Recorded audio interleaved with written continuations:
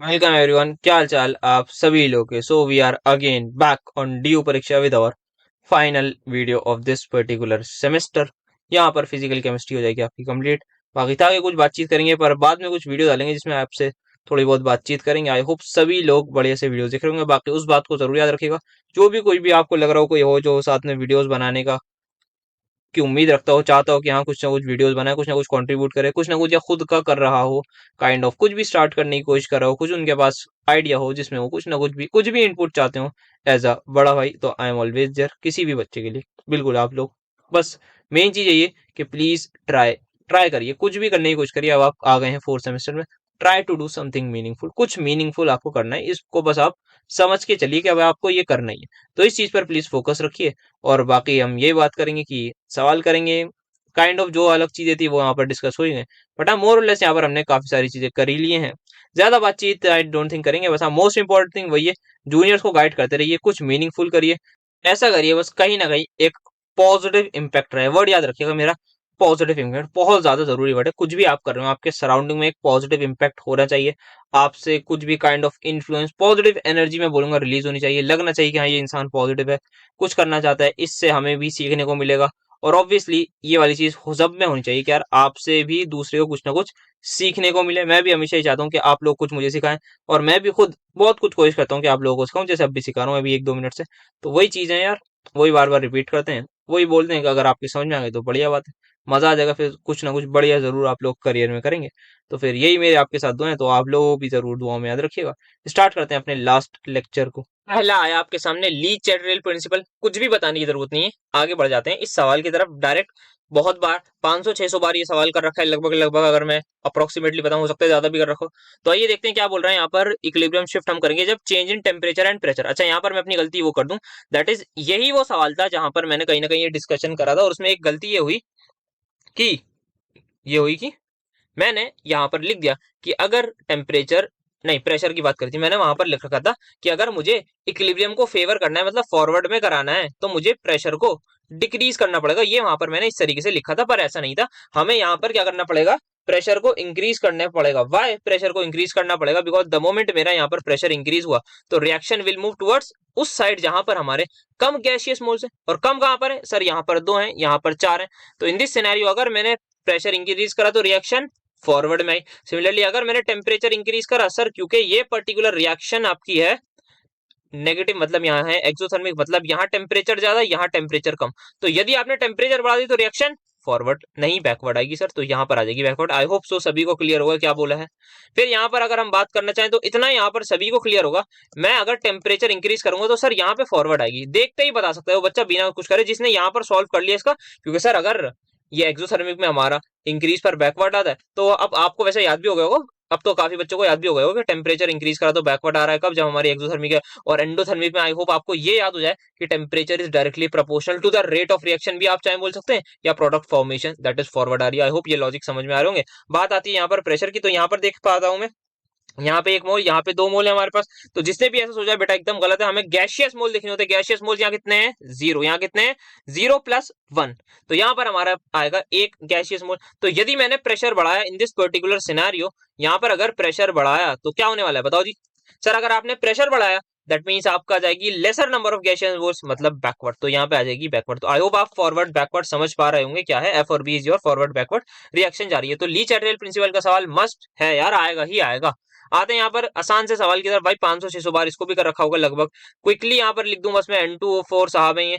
फिर हमारे आ रही है NO2 आ रही है। मैं डायरेक्टली एक्सप्रेशन की तरफ जंप कर रहा हूँ। कोई ये ना पूछे यहाँ ये कैसे आया, प्लीज कोई ये ना पूछ ले कि सर ये आया कैसे। सही लिख रहा हूँ ना पहले मैं? देखो गलत लिख दिया ना, ये ना पूछे के चक्कर में कर दिया। तो यहाँ पर आ गया टोटल मोल्स की यदि मैं बात करना चाहूँ तो वो हो जाएंगे 1 + अल्फा। तो अगर मैं डायरेक्टली केपी के एक्सप्रेशन तक जाऊं दैट विल बी इस पर्टिकुलर आदमी का mole fraction, that is 2 alpha बटे 1 + अल्फा हो जाएगा इसका मोल फ्रैक्शन। इसका स्क्वायर कर दिया इनटू में इसका जो भी टोटल प्रेशर होगा उस पर्टिकुलर आदमी का स्क्वायर कर दिया, डिवाइड में इस पर्टिकुलर आदमी के mole fraction, that is 1 - alpha बटे 1 + अल्फा। 1 + अल्फा सर कहां से आ रहा है बेटा? टोटल मोल्स होते हैं ना। क्या होते हैं mole fraction? Number of moles of that particular species divide by total moles, number of moles of that particular species divide by total moles. I hope सभी को समझ में आ रहा होगा क्या हो रहा है यहाँ पर। जल्दी से मैं यहाँ पर इसको अब मल्टीप्लाई करूंगा, पीछे एक पी से एक पी उड़ाइए तुरंत से, पहले वैसे डायरेक्ट सवाल ये कर रखा है जी, यहाँ पर मैं टाइम पास करा रहा हूँ आपको, समझ लीजिए जल्दी से यहाँ से। अच्छा यहाँ पर ये हो जाएगा 4 अल्फा स्क्वायर, में इसको डायरेक्टली कर रहा हूँ। फिर यहाँ पर हो जाएगा 1 प्लस अल्फा का होल स्क्वायर, इससे उड़ाओ इससे ये उड़ाओ, तो ये बचा 1 प्लस अल्फा, तो अल्टीमेटली यहाँ पर आपके सामने आ जाएगा, खत्म जी। चलते हैं आगे इसकी तरफ। तो यहाँ क्या पूछ रहा है, केपी केसी बताने, और यहाँ पर देखिए आपको टेम्परेचर भी दे रखा है, प्रेशर भी दे रखा है, तो डायरेक्टली लगाइए सी। तो केपी आपका किसके इक्वल आएगा सर, केपी बराबर केसी आर टी की पावर डेल्टा एन जी। यही पढ़ा है, हाँ सर बिल्कुल यही पढ़ा है। तो केपी कितना दे रखा है 0.17 एटीएम इज इक्वल टू केसी कितना है सर, केसी केसी है वही तो निकालना है, क्या पूछना है अभी। आर टी की power delta N G, R कितना है सर आपको वही लेना है 8.314। यहाँ पर आपके सामने फिर टेम्परेचर आ जाएगा जो कितना है 300 केल्विन, और फिर डेल्टा एनजी बताओ बेटा। सर डेल्टा एनजी आएगा हमारा, सर डेल्टा एनजी आएगा, यहाँ से हम देख सकते हैं कहाँ है डेल्टा एनजी, अच्छा ये रहा ना, यहाँ पे 2 है यहाँ पे 1 है, तो 2 माइनस 1 दैट इज 2, तो यहाँ से ही आएगा। तो ये मेरा अल्टीमेटली आंसर आना चाहिए। एक बार मैं सोच लूँ समझ लूँ क्या मैं सभी कुछ सही कर रहा हूँ या नहीं। केपी इज इक्वल्स टू के सी आर टी की पावर डेल्टा एनजी डाला, ठीक है। एक बार मैं चेक, यार मुझे ऐसा याद आ रहा है मैंने आपको बताया भी होगा शायद शायद बताया था ना किसी वीडियो में कि यहाँ पर आपको 0.0821 ही लेके चलना है। अच्छा वो मैंने देख लिया, मुझे क्योंकि लग रहा था कहीं ना कहीं, क्योंकि वहां जो आंसर आएगा वो काइंड ऑफ मेरा जूल पर केल्विन पर मोल में आ रहा था ना, आर की जो वैल्यू आएगी वो उसमें आएगी। बट यहाँ पर आपको डायरेक्टली एटीएम नजर आ रहा है, तो यहाँ पर मैं 0.0831 लिख रहा हूँ। बहुत गंदी राइटिंग लग रही हो क्योंकि लिखा ही मैंने गंदी राइटिंग में, तो यार साफ सुथरा कर दूं, के सी इंटू 0.0821 या 82 जो भी होगा इंटू 300, फिर आप डिवाइड कर लीजिएगा, के सी आ जाएगा। के का फॉर्मूला बताया मैं भूल गया, पता नहीं क्या बताया था मैंने, शायद पी की पावर डेल्टा एन जी, जो भी बताया होगा आप लोग उसको संभाल लेंगे, उसको वो मेरा अभी यहाँ का टॉपिक नहीं है, तो आप उसको कर लीजिएगा, के का को आप कैलकुलेट कर लेंगे। नेक्स्ट आते हैं degree of advancement buffer capacity, इसको मैं ले आया भाई, बहुत बार दिख चुका है, मैंने कहा इतनी बार दिख कैसे रहा है यार, ये इतना तो टॉपिक भी नहीं था। फिर मैंने के कपूर को बहुत अच्छे से ढूंढा, तो देखा हुआ भाई ये तो साफ पड़े हुए थे, तो यहाँ पर मैंने के कपूर से इसका भी मतलब डिसेंट आंसर निकाले, हाँ जो यहाँ पर होना चाहिए। तो अब यहाँ पर आए जरा degree of advancement of reaction की तरफ। तो यहाँ पर बात हमने करी थी, मैंने बताया था कि आपको ये हमने बचपन में बात करी थी, बहुत बेकार सवाल है, मतलब ये सवाल मुझे समझ नहीं आ रहा देते क्यों है, मतलब क्या चीज है, रिएक्शन प्रोग्रेस है ठीक है, मतलब जानना क्या चाह रहे हैं, कोई लॉजिक ही नहीं समझ में आता। रटने वाली चीजें मतलब मुझे पर्सनली पसंद नहीं है भाई बिल्कुल भी, मतलब इसमें आपको रटने के अलावा आप कुछ कर सकते हो तो मुझे बता दीजिएगा, जो भी आप कर रहे हो कमेंट करके या टेलीग्राम पर बता दीजिएगा क्या कर रहे हैं आप। तो आते हैं यहाँ पर डीजी की मैं बात करूं, तो del G by del T at constant pressure and number of moles into dt, ये बताया था कि यार बचपन वाली इक्वेशन लगाई थी। एक बार हम टेम्परेचर को कांस्टेंट रखेंगे, वो सॉरी टेम्परेचर बोल रहा हूँ, पी और एन को कांस्टेंट रखा, टी को डिफरेंशिएट, टी के रिस्पेक्ट में डिफरेंशिएट मारा एंड सो ऑन, फिर यहाँ से ये आ जाता था एस डी टी, फिर यहाँ से बनाया था हमने, ये होता था हमारा मोलर वॉल्यूम के इक्वल, फिर ये आया था आपका पूरा का पूरा इसके इक्वल। तो ये सारी की सारी बातें कर रखी हैं, मेन आपके ये काम का था कि ये आपके सामने आ जाता है एट दी एंड, क्योंकि हम जो है कांस्टेंट टेम्परेचर और प्रेशर मानते हैं, ठीक है। फिर यहाँ पर हमारी मेन बात आई थी कि if in balanced equation for the reaction all moles of the reactant convert हो गए प्रोडक्ट में, तो हम बोलते रिएक्शन 100% हो गया। हाँ सर ये कौन सी नई बात बताइए। तो दिस इज ऑल्सो सेइंग कि 1 यूनिट ऑफ रिएक्शन है, अगर मतलब इसको हम ऐसे ही बोल सकते हैं कि 1 यूनिट रिएक्शन को हो गए 100% का मतलब हम बोल रहे हैं इन टर्म्स ऑफ यूनिट्स ले रहे हैं। अब हाँ ये पता है कि कोई भी progress of that particular reaction कभी भी 100% से ज्यादा नहीं हो सकती। हाँ सर लॉजिकल चीज है, या तो 100 से कम होगी या मैक्स टू मैक्स 100 होगी, 101% रिएक्शन सर कोई हो ही नहीं सकती। हाँ सर बिल्कुल सही बात है ना, नंबर हमारे आ सकते हैं 101%, सर हमारे तो 100 क्या सर 80 नहीं आ पाते, आप क्या बात करें। हाँ मजाक कर रहा था, चलो मेरे भी नहीं आते इतने। तो इट इज जस्ट कन्वीनियंट की बात करें, यहाँ पर हम वेरिएबल को एक डिफाइन कर लेते हैं, इसका नाम क्या था मैं भूल चुका हूँ, जो भी था जाई ईटा पता नहीं, जाई होगा शायद, उसको जाई बोलते हैं, जाई लग रहा है मुझे, अभी देखा था क्वांटम में दिखा था मुझे, खतरनाक था।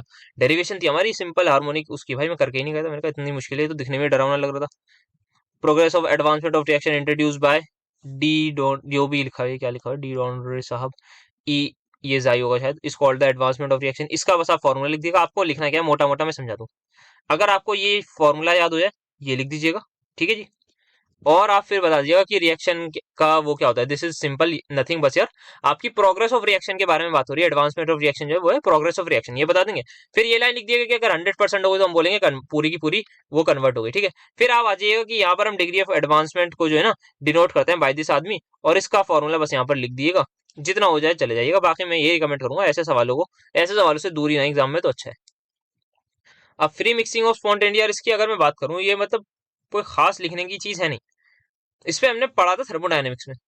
अब यहाँ पर अगर मैं फ्री मिक्सिंग का देखूं तो यार सिंपल सी चीज है, डेल्टा जी मिक्सिंग की बात करना चाह रहे हैं है ना जी, that is equal to delta H mixing, minus का टी डेल्टा एस मिक्सिंग, सभी लोग इस बात से मानते हैं। बाकी हमने जब बात करी थी, हमने आइडियल गैस की मिक्सिंग करी तो मैंने इस पर्टिकुलर आदमी को जीरो ले लिया था, ये करा था हमने, पर फिलहाल आइडियल गैस को हमें बोला नहीं गया।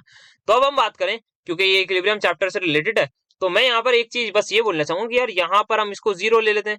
At equilibrium enthalpy of mixing हमारी हो जाती है जीरो, तो डेल्टा जी इसके बराबर हो जाता है। बस ये यहाँ पर एक दो चीजें जो मेरे दिमाग में आ रही है, और बाकी इसके बारे में क्या बोल सकते हैं यार, सोचते हैं थोड़ा। पहले आते हैं अपने यार बफर कैपेसिटी को देख लेते हैं, ये जरा थोड़ा काम की चीज है, इस पर हमें दिमाग लगाने की साफ जरूरत है। आइए देखिए, यहाँ पर बफर कैपेसिटी लाया हूँ। सबसे पहले होता क्या है इन टर्म्स ऑफ, ये क्या होता है, change in concentration of buffer acid required for changing it's pH. तो यहाँ पे सिंपल सा आप जो है वो किसी पर्टिकुलर चीज की कॉन्सेंट्रेशन को चेंज कर रहे हैं, तो उससे कितना हमारी पीएच में चेंज आया, दिस इज सिंपली और बफर कैपेसिटी। अच्छा, यहाँ पर आप देख सकते हैं माइनस डीसी क्यों लिखा है, क्योंकि आपको पता है जैसे ही मैं किसी पर्टिकुलर एसिड की कॉन्सेंट्रेशन पढ़ाऊंगा तो बच्चा बच्चा जानता है क्या, बच्चा बच्चा इस बात को जानता है, आपने अगर एसिड की कॉन्सेंट्रेशन बढ़ाई तो पीएच आपकी घटेगी। सो दैट्स यहाँ पर माइनस लिखा है, समझ में आ गई होगी बात, ठीक है। अब देखिए यहाँ पर इन्होंने करा क्या है, तो यहाँ पर आप समझ सकते हैं क्या क्या लिया इन्होंने, बाय वन कीपिंग दिस और दिस कांस्टेंट। तो आप एक चीज को यहाँ पर कांस्टेंट रख रहे हो, तो यहाँ पर आपने ये ले लिया, ठीक है। अब आते हैं यहाँ पर, आप सभी को पता है बफर का formula P is equal to P के बराबर log of salt by acid, ठीक है। अब मैं मान रहा हूँ, मैं लेट कर रहा हूँ, कुछ मैंने स्ट्रॉन्ग बेस ऐड कर दिया इन दिस पर्टिकुलर जो भी आदमी था, ठीक है सर, मान लिया। अच्छा, ये एसिडिक बफर का फॉर्मूला है, ए हमारा था amount of acid and S थी हमारी जो सॉल्ट बनी थी। तो आप सभी को याद होगा, हमने इस पर न्यूमेरिकल टाइप करें कैसे, डेल्टा बी हमने ऐड करा, फिर हमने लिमिटिंग रिएजेंट वाले सवाल वगैरह करे थे ना, तो वो हमने कर रखे हैं इसी पर्टिकुलर चीज पर। तो वही चीज उन्होंने करी है, कोई डाउट नहीं होना चाहिए किसी को, सर ये डेल्टा बी है, सर हाय सर ये कैसे हो गया, ये कहाँ से आ गया, किसी को कोई परेशानी नहीं होनी चाहिए, पहले बता रहा हूँ, ठीक है सर। आप इतना गुस्सा तो मतलब, हाँ यार मजाक था। अब यहाँ पर आते हैं पीएच पर आते हैं, pH change in pH is given by, तो यहाँ पर आप देख सकते हैं डेल्टा पीएच को मैं सिंपल बोल सकता हूँ pH two minus pH one, हाँ सर बोल सकते हैं। अब क्योंकि भाई बेस एसिड तो सेम था हमारा जो बफर था, तो पीके पीके तो सेम ही रहेगा, तो पीके से पीके उड़ा दिया यहाँ पर। और फिर यहाँ पर देख लीजिए जो हमारा बनेगा pH two minus pH one का एक्सप्रेशन लिख रहा हूँ मैं, वो क्या आएगा सर, पीके से पीके कैंसिल, यहाँ पर ये सिनेरियो आ जाएगा। और हमें पता है जैसे लॉग बेस मान लीजिए इसको एम, इसको मान लीजिए एन, और हम सभी को पता है वो इक्वल होता है एम बटे एन के, होता है, हाँ सर होता है, ये बात तो पता ही है। तो बस वही यहाँ पर इन्होंने प्रॉपर्टी लगाई और यहां तक आ गए, ठीक है सर आ गए। फिर इन्होंने क्या करा, बस सिंपल इस एस को यहाँ डिनोमिनेटर में डिस्ट्रीब्यूट कर दिया, सिमिलरली इस ए को यहाँ भेज दिया, कर सकता हूँ मैं, बिल्कुल कर सकता हूँ। तो ये सिनेरियो हो गया, ठीक है। और यहाँ पर हमारे पास ये एट द एंड हमारा फॉर्मूला बना, और फिर हमने इसको कन्वर्ट कर लिया in the form of that guy, that is log वाले एल को लॉग में कर रखा है ना, यहाँ पे 2.303 को हमने एंट्री करा दी। अच्छा, यहाँ पर सॉरी यहाँ पर लॉग था, यहाँ पे एल की एंट्री करा दी, क्यों कराई एल की एंट्री, बिना उसके भी चल जाता है वैसे तो कम। अब यहाँ पर हमें पता है डेल्टा बी एस बाय जो एस होता है हमारे पास, वो बहुत छोटा होगा उनसे, क्योंकि जो सॉल्ट की कॉन्सेंट्रेशन होगी और जो हमने बेस डाला है उसके कंपैरिजन में सॉल्ट काफी ज्यादा डिसेंट था। हमने स्मॉल अमाउंट की तो बात करी, हाँ similar same thing goes for acid as well. So that's why हमने इनको जो है यहाँ पर आप देख सकते हैं लगभग लगभग कहाँ गया 1/pH ln, हाँ तो यहाँ पर हमने लगभग लगभग इसको मान लिया था क्या, कि 1 plus this will be equal to 1 के इक्वल। ये क्या करा इन्होंने, delta P H is equal to delta B S by, अच्छा ठीक है समझ गया। तो यहाँ पर हमारे पास ये जो लोग हैं ये बहुत छोटे हैं, किसके कंपैरिजन में, सर ये लोग हमारे काफी ज्यादा छोटे हैं एज कम्पेयर टू वन। तो अगर ये वन के कंपैरिजन में बहुत ज्यादा छोटे छोटे हैं, तो डेल्टा पीएच का फाइनल एक्सप्रेशन देखिए हमारे सामने क्या रहा, ये थी हमारी डेल्टा पीएच, यस सर, इससे हमारा यहाँ तक पहुंच। तो फिर इन लोगों ने, क्योंकि आप सभी लोग पीसीएम वाले हैं, और ये वाला फॉर्मूला लगा दिया, वैसे यहाँ वहाँ तो मुझे नहीं आते पढ़ाते, शायद जेई वेई में पढ़ाते थे, तो उन्हीं के कभी देखा होगा मैंने, कभी नजर पड़ी होगी कभी ऐसे लोगों के नोट्स में। बाकी तो आई डोंट रिमेम्बर। ये वाला फॉर्मूला लगा है कौन सा, L N one plus X या L N one minus X को इन्होंने बराबर कर दिया किसके, एल एन एक्स के, एंड देन सॉरी एक्स के, एल एन एक्स कह रहा हूँ, एक्स के यहाँ पर इक्वल कर दिया जब एक्स बहुत ज्यादा छोटा हो।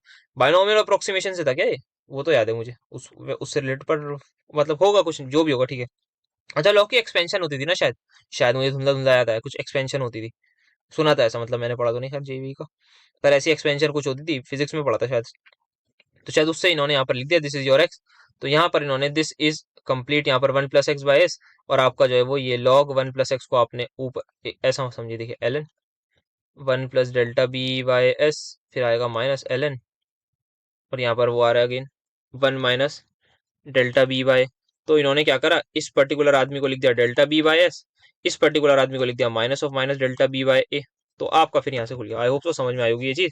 फिर यहाँ पर इन्होंने ये फॉर्मूला बना दिया। तो यार यही चीज थी मेरे हिसाब से यार, ये जो 500-600 सालों से, मतलब जब से मैं देखता आ रहा हूँ कि यार कितनी बार बात कर ली भाई बफर कैपेसिटी, भाई है क्या ऐसे मेरे को देखूं तो ये साहब है बफर कैपेसिटी। आई होप सभी को समझ में आई होगी क्या है ये एक्चुअल हमारी buffer capacity. And then ultimately हम यहाँ पर चीजों को कर देंगे। तो अगर फर्दर यहाँ पर, हाँ, इस पर भी थोड़ी सी बात कर ले तो हम और क्या लिख सकते हैं यार इसके लिए। हम ये बता सकते हैं कि यदि ये 0 से छोटी होगी तो रिएक्शन स्पॉन्टेनियस, यदि हमारी 0 से साहब बड़े हुए तो रिएक्शन हमारी होगी नॉन स्पॉन्टेनियस, इक्विलिब्रियम पर ये हमारे हो जाएंगे 0। तो ये सारी बातें हम बता सकते हैं। बाकी डेल्टा एच इनको डिफाइन ही कर सकते हैं यार। Delta H mixing is this, endothermic क्या होती है, एक्सोथर्मिक, बस यही किया जा सकता है और मुझे नहीं लगता इसमें कुछ करा जाएगा। अगर आपकी कुछ राय हो तो जरूर कमेंट में पेश करिएगा। बढ़ते हैं अपने नेक्स्ट सवाल की तरफ। भाई ये सवाल था, मतलब हमारा ही पेपर है आया था, पता नहीं क्या क्या करके आया था, बस मैंने एट द एंड जो बताता हूँ ना मैं अपनी ट्रिक करके मैं बस आ गया था। मतलब देखूंगा यार कितने नंबर आए थे मेरे, मतलब क्या ग्रेड था, पर मतलब कुछ भी करके आ गया था भाई मैं इसमें। मतलब मुझे नहीं याद, मैं बस मुझे याद है बस मैं मास बैलेंस कहाँ लगाई, कुछ भी ऐसी कुछ लगाया जा रहा था, mass balance charge balance put पे पुट करे जा रहा था और कुछ कुछ आ गया था। बाकी कुछ लोगों ने ये बात नहीं सुनी होगी क्योंकि वो स्किप कर देते हैं वीडियो जब मैं कुछ बोलता हूँ। तो यहाँ पर आते हैं हम अपनी एग्जैक्ट इक्वेशन निकालते हैं कैलकुलेट करने के लिए इसका, containing a salt from this और दिस। ठीक है, स्ट्रॉन्ग एसिड और वीक बेस की बात हो रही है। केएल कपूर साहब की किताब में ये चीज मौजूद है, देख लीजिएगा जाके, बाकी मैं बोलूंगा। अगर आप केएल कपूर साहब की किताब खोल रहे हो ये चीज देखने जा रहे हैं, इसके नीचे एक और डेरिवेशन है उस पर भी नजर मार के आइएगा, बाकी होगी इसी तरह से। हो सकता है ये वाली ना देखे आपको वो वाली दे दें। बाकी मुझे ऐसा लग रहा है पर्सनली आपके पेपर में वो वाली आने वाली है जो इससे पिछले पेपर में थी ना शायद, नहीं इससे पिछले पेपर में भी आई। हाँ हाँ, आप तैयार रहिए उन वाली के लिए। क्या थी वो, के ए वाली जो थी ना, मुझे ऐसा लग रहा है आपके उसमें के ए वाली देंगे वो, जो भी कराई थी मैंने, जिसमें बहुत ज्यादा अप्रोक्सीमेशन ली थी ना, तो आप उसके लिए थोड़ा तैयार रहिएगा। मुझे तो ज्यादा इंपॉर्टेंट आपके लिए वो लग रही है, तो आप लोग प्लीज उसको जरूर देखे जाइएगा, इसको भी देखिए, मतलब तरीका सीख जाइए।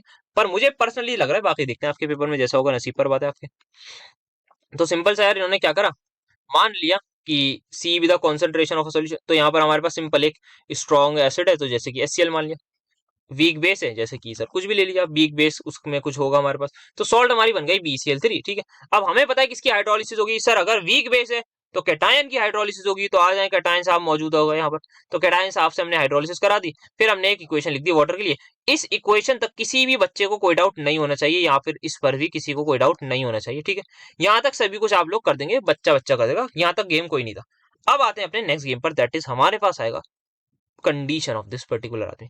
तो हुआ क्या यार, मेरे पास BCl सॉल्ट थी, अब उसका हुआ क्या होगा, कुछ उसके साथ जो हमारी BCl सॉल्ट थी उसमें Cl नेगेटिव का तो कुछ हाइड्रोलिसिस नहीं होगा, कुछ हमारे पास B पॉजिटिव की फॉर्म में होगा, कुछ हमारा हाइड्रोलाइज हो चुका होगा। क्या ये मास बैलेंस कंडीशन समझ में आई? हाँ सर आ गई, नहीं आई तो बेटा रट लो, और क्या बोलूंगा। अब यहाँ पर बात करें न्यूट्रलिटी की, अब देखिए पानी में कौन कौन से आयन है सर, पानी में एक आयन है B पॉजिटिव, पानी में एक आयन है H पॉजिटिव या H3O पॉजिटिव, पानी में एक आयन है Cl नेगेटिव, पानी में एक आयन है OH नेगेटिव, और इसके अलावा कोई है तो बेटा मुझे बता दीजिए। अगर आपको मिल जाए तो आपके पास कल तक का टाइम है, कमेंट में करके बता दीजिएगा। बाकी नहीं यार, अब तो ये मैं सुबह अपलोड करूंगा ना, तो कल तक का टाइम नहीं होगा आपके पास, मतलब आज रात तक का ही टाइम ले लीजिए, फिर मुझे बता दीजिएगा जैसा भी हो। तो यहाँ पर मैंने ये इक्वेशन लगा दी। ये क्या है सर, टोटल चार्ज जितना भी प्रेजेंट होगा इन द सॉल्यूशन में that is going to be zero, या न्यूट्रल ही रहेगा, क्योंकि हमने कुछ भी आयन नहीं डाला, हमने सॉल्ट डाली, हमने एसिड डाला, हमने बेस डाला, पर वो लोग न्यूट्रल थे। बाद में H+ वगैरह लूज कर दिया, पर वो लोग न्यूट्रल थे सर, ये बता रहे हैं आपको। हाँ बेटा यार ऐसे तो गुस्से तो मत बोलो, सर आप बोल रहे हैं मैं थोड़ी बोलूँ। हाँ चलो आते हैं। अब यहाँ पर हमने इसकी कॉन्सेंट्रेशन को C रख लिया, Cl नेगेटिव की, ठीक है सर रख लिया। अब क्या यहाँ पर सिंपल सा इसको मैं C रख दूं, OH नेगेटिव का यार बच्चा बच्चा जानता है, यहाँ से हमने हर बार निकाल चुके KW/H0। सर आप ये सब करवा क्यों रहे हैं बेटा, इधर आओ देखो, यहाँ पर हमें इन सच अ मैनर चीजों को लेके चलना है कि KW आ जाए, H3O पॉजिटिव आ जाए, मतलब OH नेगेटिव नहीं है, मतलब हमें देखो बेटा क्या करना है, हमें इन सांप को हटाना है, हमें इन सांप को हटाना है किसी तरह से, ये सांप हमारे ऐसे ही रहे तो चल जाएगा। ठीक है, ये बात समझ में आई, हमें क्या क्या करना है, इस तरीके से अप्रोच लगानी है। ठीक है सर, ये बात आपने समझा दी बराबर, अच्छा लगा। तो वही यही सेम चीज मैंने बताई थी, तो आपको बस ध्यान रखना है जहां पर भी ये लोग दिख जाए उड़ा दीजिए। मास बैलेंस समझ में आया, चार्ज बैलेंस समझ में आया, बस अब करना शुरू कर दीजिए इक्वेट। सर क्या करें, जैसे सबसे पहले आपके सामने आएंगे बी पॉजिटिव को, आपको दिख रहा है कि यार हम इसको उड़ा सकते हैं, तो आप बिल्कुल इसको हटाने की कोशिश करिए, और आप बहुत सक्सेसफुल इसको हटा पाएंगे, बहुत आराम से, कोई ज्यादा परेशानी की बात नहीं है। ठीक है सर, अब इसी के साथ मैं चाहूं तो यहाँ पर BOH साहब को भी हटा सकता हूँ। सर BOH साहब को आप कैसे हटाएंगे, तो यहाँ पर आप देख लीजिए, यहाँ पर 4.14.4 यहाँ आ गई। हाँ ठीक है, अब यहाँ पर हमारे पास आ चुका है B पॉजिटिव। हाँ सर, क्या B पॉजिटिव को मैं यहाँ पुट कर सकता हूँ, सर कर दीजिए, क्या निकालना है सर, हाँ मुझे वो निकालना है ना। तो B पॉजिटिव को मैंने यहाँ पुट कर दिया, और यहाँ पर एक और चीज आप देख सकते हैं, जो हमारा BOH है, ये कहाँ है BOH, हो सकता है ये चीज कुछ बच्चों को समझ नहीं आएगी, सर ये हुआ कहाँ से, ध्यान से देखना बेटा। मैं ये वाली बी पॉजिटिव की वैल्यू यहाँ डाल रहा हूँ, ठीक है सर, डाल दीजिए। तो ये कुछ ऐसा दिखेगा, BCl0, BCl लिख रहा हूँ मैं खाली, ये आ जाएगा बी की जगह, अच्छा वैल्यू डाली ना, तो बी की जगह यहाँ पर मैं डाल रहा हूँ अपनी value, that is C plus KW/H plus लिख रहा हूँ मैं शॉर्ट फॉर्म में, आप समझ गए होंगे भावना है, माइनस H पॉजिटिव लिख रहा हूँ, अब भावनाएं समझ जाइए। फिर मैं यहाँ पर BOH लिख रहा हूँ, ठीक है सर, लिख दिया। मुझे किसकी वैल्यू निकालनी है बेटा? सर आपको BOH की वैल्यू निकालनी है, क्योंकि आपको उसी को सब्स्टिट्यूट करना है, तो ध्यान से देखना। ये BCl0 क्या था? सर ये था आपकी जो सॉल्ट आपकी बनी होगी, जो भी इनिशियली बनी होगी। हाँ, मुझे बताओ, क्या जितनी सॉल्ट बनी होगी वो सारी की सारी टूट गई होगी? सर हाँ सर, सारी की सारी टूट गई होगी। उसमें से बस ये होगा सर, कुछ कैटायन हमारा BOH वगैरह में चला गया होगा। हाँ, पर Cl नेगेटिव का क्या? सर Cl नेगेटिव तो जितना ही सॉल्ट में होगा उतना ही बाहर आएगा। क्या ये बात सभी को समझ में आई कि BCl0 जो इनिशियल कॉन्सेंट्रेशन हमारी होनी चाहिए, that is nothing but just equal to the chloride ion की कॉन्सेंट्रेशन, जो मैंने C ले रखी है। और यहां से मैं इस तरीके से प्रोसीड करूंगा चीजों को, आई होप सो। यहाँ सॉरी माइनस आएगा, समझ में आएगा यहाँ पर हुआ क्या है।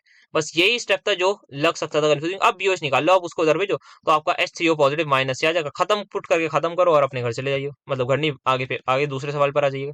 समझ में आया? ध्यान से बस एक चीज समझिए, सभी को इधर देखिए, इधर सारे सभी लोगों की नजरें स्क्रीन पर होनी चाहिए। यहाँ पर सभी को ये एक्सप्रेशन लिखना आता है। सर ये तो बचपन से आता है, क्या बात कर रहे हैं, बस इतना आता है ना। अब आपके दिमाग में ये रहना चाहिए कि सर इसको किसी तरह से हटाना है और इस आदमी को, इन दोनों आदमियों को हटाना है।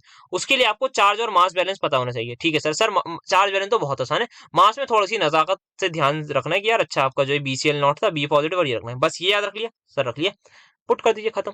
KW का इस्तेमाल होगा, आप OH नेगेटिव को हटाइए, Cl नेगेटिव आपकी जो है वो C के ही बराबर होती है, और BCl0 is also going to be, और अच्छा यहाँ पर इन्होंने वैसे भी ले रखा है, let C be the concentration of salt, तो ये यहाँ पर जो है ना हमारा C के ही इक्वल है। बाद में हमने क्लोराइड आयन को माना है कि इक्वल है, ठीक है, यहाँ से चीजें समझ में आ जाएगी। फिर बस वैल्यूज पुट करना है, अपने आंसर तक पहुंचिए।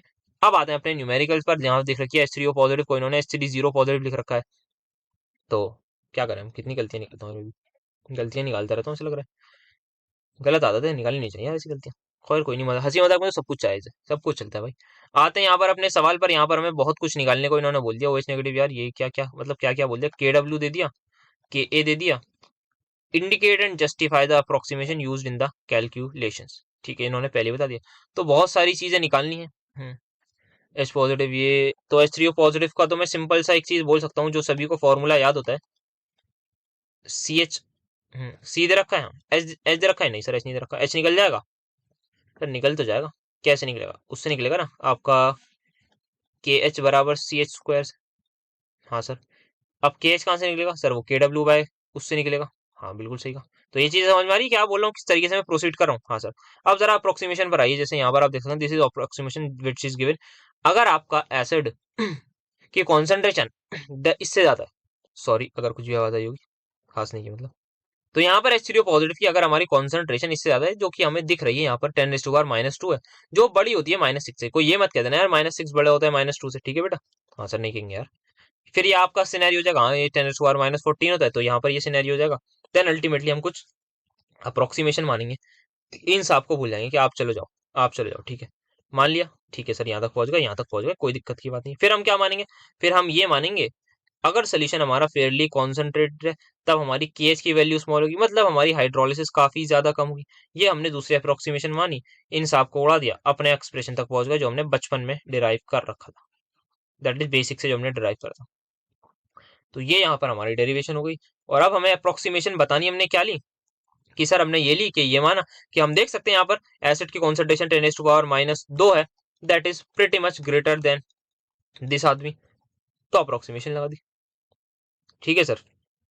फिर बोल सकते हैं कि हाँ, ये पर बोल किस ले रहे हैं, वैसे हम ये भी बोल सकते हैं कि C कॉन्सेंट्रेशन है और H3O पॉजिटिव है, क्या हमारा जो कॉन्सेंट्रेशन होगी वो काफी ज्यादा होगी, तो इसको निग्लेक्ट कर दिया मैंने, ठीक है, ठीक है, इसको तो ऐसे निग्लेक्ट कर दिया, याद कर लिया, मुझे भी समझ नहीं आ रहा है क्यों करा होगा एग्जैक्टली, मतलब मैं समझ पा रहा हूँ पर मैं समझा नहीं पा रहा इस वक्त ये भावना है। अब यहाँ पर मैं आता हूँ डायरेक्टली अपने किस पर आऊँ, क्या निकालना है, H3O पॉजिटिव। तो H3O पॉजिटिव का तो इन लोगों ने फॉर्मूला ही दे रखा है, तो यही लगा लेते हैं, बाकी हाँ वही लगता है, वैसे भी मैं भी वही लगा रहा था।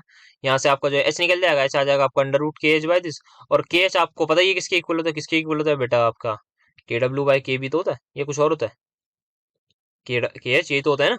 हाँ सर शायद ये होता है, बाकी इसका रेसिप्रोकल होगा क्या पता, मैं भूल रहा हूँ, KB/KW, नहीं नहीं KW/KB होता है, सही है सही, बढ़िया बढ़िया। तो यहाँ पर आप H3O पॉजिटिव निकालना है तो निकाल लीजिए यार, यहाँ पर आप देख सकते हैं अंडर रूट, यहाँ पर आपके सामने दे रखा है KW ऊपर, बट KB इनटू दिस, ये भी रूट में ही होगा if I am not wrong. हाँ सर रूट में ही होना चाहिए कायदे से। तो यहाँ से आपका H3O पॉजिटिव निकलेगा। सर Cn नेगेटिव कैसे आएगा? That is again a good question. HCN कैसे आएगा? That is again a good question. Sir सारे ही गुड क्वेश्चन बोल रहे हैं। तो अब सर कुछ बैड क्वेश्चन भी बता दीजिए। तो यहाँ है क्या सिनेरियो? अरे यार, कॉन्सेंट्रेशन हमें इन लोगों की निकालनी है। अच्छा, SCN and OH negative. SCN की आपको कॉन्सेंट्रेशन दे रखी है, ओके। इन्होंने OH नेगेटिव के बारे में कुछ नहीं दिया, ठीक है। आइए समझते हैं। मुझे लग रहा है बेसिक से मुझे बनाना पड़ेगा चार्ट। HCN था, उसमें मुझे बताओ हाइड्रोलिसिस किसकी होगी? सर हाइड्रोलिसिस, अरे एक सेकंड, ये गलत करा इन्होंने कुछ। यहाँ पर मैं एक चीज देख पा रहा हूँ कि इन्होंने मुझे बेस नहीं दिया, तो मुझे लेट करना पड़ेगा कोई भी बेस है। तो यहाँ पर कोई बेस होगा, मान लीजिए BOS, this that is going to be my strong base. तो यहाँ पीछे स्ट्रॉन्ग बेस वाली थी क्या? ये देखो इन्होंने थोड़ा सा वो कर दिया, घोल मतलब घपला करा है। मैं अगर लॉजिकली बताऊं, यहाँ पर आप देखिए इन्होंने करा क्या। यहाँ पर हमें अप्रोक्सीमेशन बताने के लिए बोल दिया कि आप बताओ, पर पीछे देखना इन्होंने क्या करा है। यहाँ पर इन्होंने दी स्ट्रॉन्ग एसिड और वीक बेस, ठीक है। मैं स्ट्रॉन्ग एसिड और वीक बेस का केच वगैरह निकाल के आ गया, ठीक। अब यहाँ जो इन्होंने सवाल दे दिया भाई, वो स्ट्रॉन्ग बेस और वीक एसिड का दे दिया। ऑब्वियसली कंसेप्ट लगभग सेम ही है, सभी कुछ डेरिवेशन भी सिमिलर मैनर में ही होगी। पर ऐसा थोड़ी फिर यहाँ पर आप अचानक से आइडेंटिफाई एंड जस्टिफाई अप्रोक्सीमेशन वगैरह दे दो। तो ये थोड़ा सा यहाँ पर इन्होंने गफला में बोलूंगा करा है। आते फिर हम बेसिक से जाते हैं अपना। BOH था मेरे पास बेस, वो किससे रिएक्ट करेगा? सर B पॉजिटिव और OH नेगेटिव में वैसे ही वो कन्वर्ट हो जाएगा। तो इसके बारे में हम कुछ बात ना करें अभी, तो रुक जाते हैं, ठीक है। तो सर बात किसके बारे में करनी है? आओ बेटा करते हैं। यहाँ पर हमारे पास HCN के बारे में बात करते हैं। HCN साहब में कौन हमारा वो है हाइड्रोलाइज होने वाला? सर आपका CN नेगेटिव है। तो यहाँ होगा क्या कि HCN हमारा रिएक्ट करेगा इस पर्टिकुलर बेस से। हमें HCN की कॉन्सेंट्रेशन दे रखी है, यहाँ पर हमें HCN की कॉन्सेंट्रेशन दे रखी है। तो मुझे पता है HCN is going to be break down, is going to be broken down into this particular thing, ठीक है। इन 0.01 मोल है, तो यहाँ पे इसकी कॉन्सेंट्रेशन थी दिस। यहाँ पे इसकी कुछ कम हो जाएगी, वो बाकी हम उसकी बात करते हैं अभी, ठीक है। यहाँ तक क्लियर हुआ? हाँ सर यहाँ तक तो हो गया। वो जो भी डिसोसिएशन होगी वो कम होगी। और हमें क्या दे रखा है? और हमें दे रखा है H3O पॉजिटिव की कॉन्सेंट्रेशन निकालनी है, मतलब हाँ इसी की निकालनी है। इसको आप लिख सकते हैं चाहे तो, अगर मैं यहाँ पे पानी ऐड कर दूं तो रिएक्शन बैलेंस हो जाएगी। HCN की निकालनी है, NOH नेगेटिव की निकालनी है of a solution in this particular thing, ठीक है। निकालते हैं, बात कर। सॉरी, आई होप अगेन खांसने की आवाज नहीं आई होगी। तो यहाँ पर अब देखें बेटा, आप सभी को बताया, मैं इसके लिए लिख सकता हूँ 0.01 माइनस एक्स, ये एक्स होगा तो ये भी एक्स होगा। सर बिल्कुल लिख सकते हैं, ठीक है। अब एक चीज ध्यान से सुनिएगा भाई, यहाँ पर ना इन्होंने सवाल बदल दिए। इन्होंने बहुत खतरनाक चीज करी है। इन्होंने चीज ये करी है कि KW दिया है, मैं यहाँ पर KH हाइड्रोलिसिस से जा रहा था। पहली बात, ये सवाल सॉल्ट हाइड्रोलिसिस का ही नहीं, पीछे जो वो लिखी हुई थी ना चीज, उससे मैं यहाँ कंफ्यूज हो गया कि यार सॉल्ट हाइड्रोलिसिस का ही पूछा होगा। पर यार यहाँ पर इन्होंने ये सवाल सॉल्ट हाइड्रोलिसिस का दिया ही नहीं, तो किसका दिया है? देखो बेटा, इन्होंने बोला है कि आप इन लोगों की कॉन्सेंट्रेशन निकालिए, ठीक है। किस सॉल्यूशन में? HCN का एक सॉल्यूशन दे दिया, मतलब सिर्फ एक वीक एसिड का सॉल्यूशन है मेरे पास, उसमें मुझे H प्लस निकालने, CN माइनस निकालने, HCN निकालने और बेस की कॉन्सेंट्रेशन निकालिए। सर OH नेगेटिव कैसे निकालेंगे? हाय सर ये कैसे होगा? रुक जाओ बात सुनो, समझ में आया क्या करना है? हाँ सर समझ में तो आया क्या करना है सवाल में। फिर इन्होंने यहाँ पर जो बहुत बड़ा सा के उसका फॉर्मूला था ना भाई, उसके अप्रोक्सीमेशन पूछ रहे हैं भाई। याद है किसी को वाला एक्सप्रेशन? ये उस वाले एक्सप्रेशन की अप्रोक्सीमेशन पूछना चाह रहे हैं। भाई आप इनको बस चुपचाप बोल देना, हमने ये लिया कि हमने H3O पॉजिटिव को देखा कि ये ग्रेटर देन है, इससे तो हमने एक अप्रोक्सीमेशन यहाँ लगा दी, और दूसरी थी को याद करना उसमें जब हम डेरिवेशन कर रहे थे, तो वहां पे डेरिवेशन, उस डेरिवेशन का यहाँ पे न्यूमेरिकल पूछा। मैं तभी कंफ्यूज हो गया, मैं कह रहा हूँ यार ये कुछ अजीब सा लग रहा है। यहाँ पे KW को मैं KH समझा था, असल में बात ही हुई। तो ये मेरी थोड़ी सी गलती हो गई थी, तो यहाँ पर आप इसको हटा देते हैं। अब आते हैं यहाँ पर, बहुत आसान सवाल है, बहुत आसान, देखना कैसे होगा, मिनटों में होगा ये। आओ इधर आओ। क्या KA को मैं लिख सकता हूँ एक्स स्क्वायर बटे दिस? सर बिल्कुल लिख सकते हैं, क्या बात कर रहे हैं। अच्छा ये एक्स क्या है? सर एक्स आपकी है जो मोल्स आपके डिसोशिएट हो गए, या जो कॉन्सेंट्रेशन आपकी डिसोशिएट हो गई, जिसको हम सी भी बोल सकते हैं। तो एक्स, यहाँ पर एक और चीज आप सभी को आई थिंक याद होनी चाहिए, क्या सर? कि हम दिस एक्स जो होगा वो बहुत ज्यादा स्मॉल होगा एज कम्पेयर टू दिस। हाँ सर। तो यहाँ पर हम क्या करते थे, इसको डिसोशिएटेड, यहाँ पर इसको जो है वो अप्रोक्सीमेटली 0.01 ही मान लेते थे। याद आ रहा है ऐसी कुछ चीज? सर आ तो रही है। तो क्या मैं बोल सकता हूँ एट द एंड मेरा जो एक्स स्क्वायर है वो मेरा किसके इक्वल हो जाएगा? KA इंटू 1/100 या 0.01 की। सर बात तो समझ में आ रही है। दैट इज अगेन 6.8 इंटू 10⁻⁻, -12 के, ये -10 यहाँ पर था, यहाँ से मैंने -2 ले लिया, ये आ गया एक्स स्क्वायर आया। तो एक्स कहीं ना कहीं मेरा इक्वल हो रहा है 10⁻⁻6 इंटू, ये किसका स्क्वायर होता है बताओ? 25 का स्क्वायर होता है तो 26 होगा मेरे हिसाब से। एक्स की वैल्यू ये आ गई। मुझे H3O पॉजिटिव पता लग गया, मुझे CN नेगेटिव पता लग गया, और यहाँ पे आप खुद ही देख लीजिए, यहाँ पर अगर आप कैलकुलेट करने जाएंगे ये कितना कम है भाई। एक आ रही है मेरे पास 1/100, और एक वैल्यू आ रही है मेरे पास, उससे मुझे माइनस करना है 32 वैल्यू, देखा ना आप, 5 कितनी छोटी वैल्यू है, 0.01 में 0.001 करना है, तो ये 0.00 सॉरी 0 पॉइंट बहुत से बहुत यहाँ पहुंचेगी 099 मेरे हिसाब से। बाकी देख लीजिएगा, मेरे हिसाब से ये भी लिख देंगे तो चल जाएगा। अब आती है बात, सर बेस कैसे निकालें? ध्यान से सुनिएगा, समझिएगा। क्या ये H प्लस की कॉन्सेंट्रेशन है? सर वही है, और क्या है? कुछ और हो तो बताइए। शायद मैंने कैलकुलेशन आसपास मतलब अप्रोक्सीमेशन कैलकुलेशन करी है, मैं सिखा रहा हूँ। क्या ये H प्लस है? हाँ। ज्यादा है कम है? सर प्योर वाटर में 10⁻⁻7 मानते थे, सर ज्यादा है। तो क्या एक चीज याद आई? क्या चीज सर? ये चीज बेटा, समझ गए? चलते हैं, चलो नेक्स्ट सवाल पे। इसको यहाँ ले जाना, इसको 10⁻⁻14 डालना, आंसर लिख के अपने अपने घर चले जाना नेक्स्ट सवाल की तरफ। मतलब आते हैं अपने सोल्यूबिलिटी प्रोडक्ट्स के सवाल पर। यहाँ पर 50 सेकंड में यार आधा घंटा लगा दिया मैंने 2 सवालों में, इतनी देर कैसे हो गई? जल्दी जल्दी करता हूँ। मैग्नीशियम 2+ और 2H नेगेटिव, समझाने की जरूरत है? नहीं नहीं सर, ये क्या क्या बात कर रहे हैं? ऐसा आ जाएगा, यहाँ ऐसा आ जाएगा, यहाँ 2S आ जाएगा, ठीक है सर। क्या KSP को डायरेक्टली 4S³ लिख दूं? किसी को कोई डाउट? नो सर, ऐसी बातें थोड़ी मत करिए, इसमें क्या डाउट होगा? क्या मैं इसको यहाँ पे मुझे सोल्यूबिलिटी प्रोडक्ट ही दे रखा है? हाँ सर वही दे रखा है, सोल्यूबिलिटी प्रोडक्ट ही है। मैं एक आध गलती कर चुका मैं, ध्यान रखिएगा। एक आध सवाल में मैंने सोल्यूबिलिटी प्रोडक्ट समझ के कुछ सोल्यूबिलिटी पुट कर दिया एंड सो ऑन। तो ध्यान से आप जब एग्जाम में करें तो सोल्यूबिलिटी और सोल्यूबिलिटी प्रोडक्ट को देख के करिएगा, मेरी तरह गलती मत कर दिएगा। खैर मैं तो भावनाओं में बह जाता हूँ मतलब, पर वैसे ध्यान रखिएगा। क्या यहाँ से S³ की वैल्यू आ गई 1.4/40? क्या यहाँ से आप सभी लोग S³ निकाल सकते हैं? हाँ निकाल सकते हैं सर। तो मैंने निकाला भाई S³ S की कुछ वैल्यू आएगी आपके पास, किसमें आएगी जल्दी से बताओ? सर वही मोल्स पर लीटर में। इन्होंने किसमें मांगी है? ग्राम्स पर लीटर में। मुझे एक चीज याद है अचानक से, ये चाहते तो मोल्स पर लीटर में भी पूछ सकते थे, लेकिन इनकी मस्ती तो देखो, ग्राम पर लीटर में पूछ रहे हैं। तो यहाँ पर ट्रेंड को फॉलो करते हुए आ रहे हैं, इसको कन्वर्ट करते हैं। अब यहाँ पर क्या करना होगा जल्दी बताओ, अगर मुझे मोल्स पर लीटर को कन्वर्ट करना है ग्राम्स पर लीटर में तो क्या करना होगा? तो सर आप जो है उसको सिंपल जो है वो डिवाइड कर दीजिए मोलर मास से, खत्म। तो यहाँ पर जो भी वैल्यू आएगी, इसका क्यूब रूट जो भी निकलेगा, कैलकुलेटर का काम है, आपका काम नहीं है, डिवाइड कर दीजिएगा। एक नंबर आएगा उसको क्यूब रूट निकाल दीजिएगा, उसको 10⁻⁻- की फॉर्म में लिख लीजिएगा। फिर यहाँ पर आप इसको डिवाइड ही करना है ना, सही बोले ना, given mass by molar mass आएगा यहाँ पर। तो ग्राम आ रहा है यहाँ पर, ग्राम पर मोल, ठीक है ठीक है। हाँ मेरे हिसाब से यहाँ पर हमें डिवाइड ही करना पड़ेगा। बाकी एक बार बता दीजिएगा अगर मैं गलत बोल रहा हूँ। तो यहाँ पर मैग्नीशियम हाइड्रोक्साइड का मास कितना आएगा? 24, इसका आ गया 16, और यहाँ पर 7, 17, 17 दूनी 32, सॉरी 34, क्या हो गया यार मेरी कैलकुलेशन को, 34 और यहाँ पर 28, 34 और 28, यार दिमाग काम नहीं कर रहा थोड़ा, 58।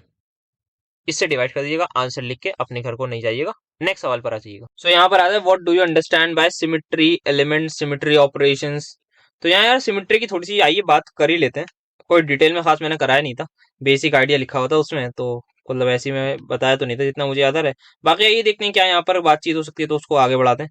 तो फिलहाल सबसे पहले सिमेट्री एलिमेंट क्या होता है ना, सबसे पहले मैं बताना चाहूंगा सिमेट्री ऑपरेशन क्या होता है। दिस इज सिंपली, आप मान लीजिए आप किसी भी जगह पर कुछ ना कुछ रोटेट कर रहे हैं। मान लीजिए मैं यहाँ पर एक क्या रखा हुआ है, कुछ भी मान लीजिए, मेरे सामने आपके सामने फोन रखा हुआ है मान लीजिए, उसको टेबल पे रख लीजिए। जब आप उसको 360 डिग्री घुमाएंगे तो वो वापस जैसे पहले था वैसे ही रखा हुआ होगा। हाँ, तो यहाँ पर हुआ क्या, तो यहाँ पे आपने क्या करा, आपने उसको रोटेट करा, और रोटेट करा, मान लीजिए आपने उसको रोटेट करा 360 एंगल के टर्म्स में बात कर रहा हूँ मैं, 360 डिग्री आपने रोटेट करा। तो rotation is basically kind of an action. तो आपने एक एक्शन करा, उसके बाद जो हुआ वो ये हुआ कि जैसा पहले आदमी था वैसा ही बाद में निकला।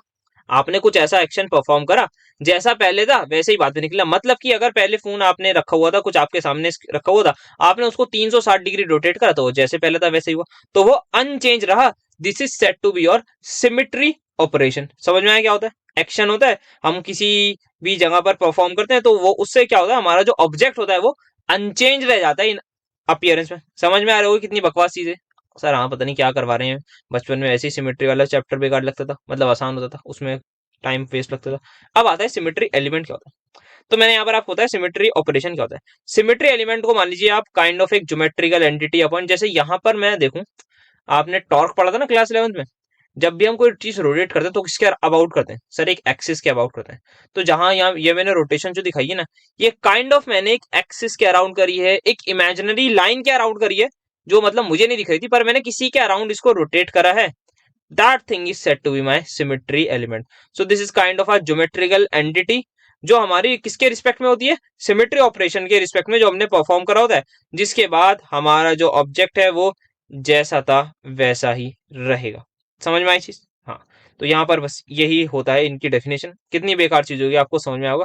अब यहाँ पर मैं बात करना चाहूँ प्लेन और मिरर ऑफ सिमेट्री की। यहाँ पर आगे बोला हूँ क्या, कुछ तो लाऊंगा यार, ऐसे मोटा के थोड़ी। हाँ, तो प्लेन ऑफ सिमेट्री की बात करते हैं। तो प्लेन आप सभी को पता है क्या होता है sir, X Y plane, Y Z. हाँ, तो एक प्रॉपर मान लीजिए आप रेक्टेंगुलर शीट है, उस रेक्टेंगुलर शीट को हम मान रहे हैं एक प्लेन।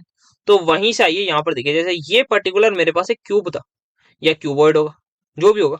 अब यहाँ पर मैं एक शीट ले आया, देख लीजिए यहाँ पर ये शीट ले आया, एकदम इसके मिडिल में ला के रख दी, ठीक है। अब यहाँ पे आप देख लीजिए, इसके इधर देख लीजिए, इसके इस साइड देख लीजिए, दोनों साइड काइंड ऑफ आप मिरर समझ सकते हैं इसको। दोनों ही साइड से सब कुछ सेम ही दिख रहा है। हाँ, so this is set to be your plane of symmetry. यार रेक्टेंगल है यहाँ पर, क्योंकि मैं रेक्टेंगल लाया था, तो रेक्टेंगुलर प्लेन ऑफ सिमेट्री। तो समथिंग जो हमारे पास डिवाइड कर दे, एक प्लेन जो डिवाइड कर रहा है किसी स्ट्रक्चर को इनटू टू इक्वल हाफ्स। और किसके अराउंड कर रहा है वो यहाँ पर आप देख सकते हैं, अगर रेक्टेंगुलर है तो काइंड ऑफ सेंटर की कर रहा है, कुछ कुछ डायगोनल के अराउंड भी करते हैं। तो यहाँ पर आ गए the plane around the diagonal या about the diagonal which is हमारे पास जो है वो इक्वल हाफ में कन्वर्ट कर रहा होगा अपने पूरे के पूरे स्ट्रक्चर को। तो this is your diagonal plane of symmetry. तो यहाँ पर इस तरीके से लिख दिएगा। फिर प्रॉपर रोटेशन एक्सिस आती है। अब एक्सिस का थोड़ा सा ज्यादा हिसाब किताब होता है। अब होता क्या है, डिफरेंट डिफरेंट मॉलिक्यूल्स में अलग अलग तरीके की रोटेशन होती है। जैसे यहाँ पर बहुत डिटेल में बात नहीं करी जा सकती फिलहाल, वरना यहाँ पर होता क्या है, हम जो है वो यहाँ पर जैसे यहाँ पर एक एक्सिस दिख रही है आपको। अब मैं इसको जो है वो अगर मान लीजिए ये दैट इज माई, ये मेरा वो है क्यूबॉइड है, इसका ये वाला फेस दिख रहा है आपको। मैं जैसे इसको एक बार रोटेट करूंगा तो क्या ये इस साइड आ जाएगा एक रोटेशन पर? हाँ। दूसरी साइड करूंगा क्या ये इसके पीछे चला जाएगा? हाँ सर। फिर मैं इसको तीसरी बार रोटेट करूंगा, क्या ये यहाँ पर आ जाएगा? हाँ सर। क्या मैं जैसे ही चौथी बार रोटेट करूंगा ये जैसा था वैसे ही आएगा? हाँ। तो 4 बार रोटेट करने के बाद ये जैसा था वैसे ही रिमेन अनचेंज आ गया। तो ये मैं बोलूंगा कि इस पर्टिकुलर लाइन के अबाउट, इस पर्टिकुलर एक्सिस के अबाउट ये सिमेट्रिकल है। पर कब?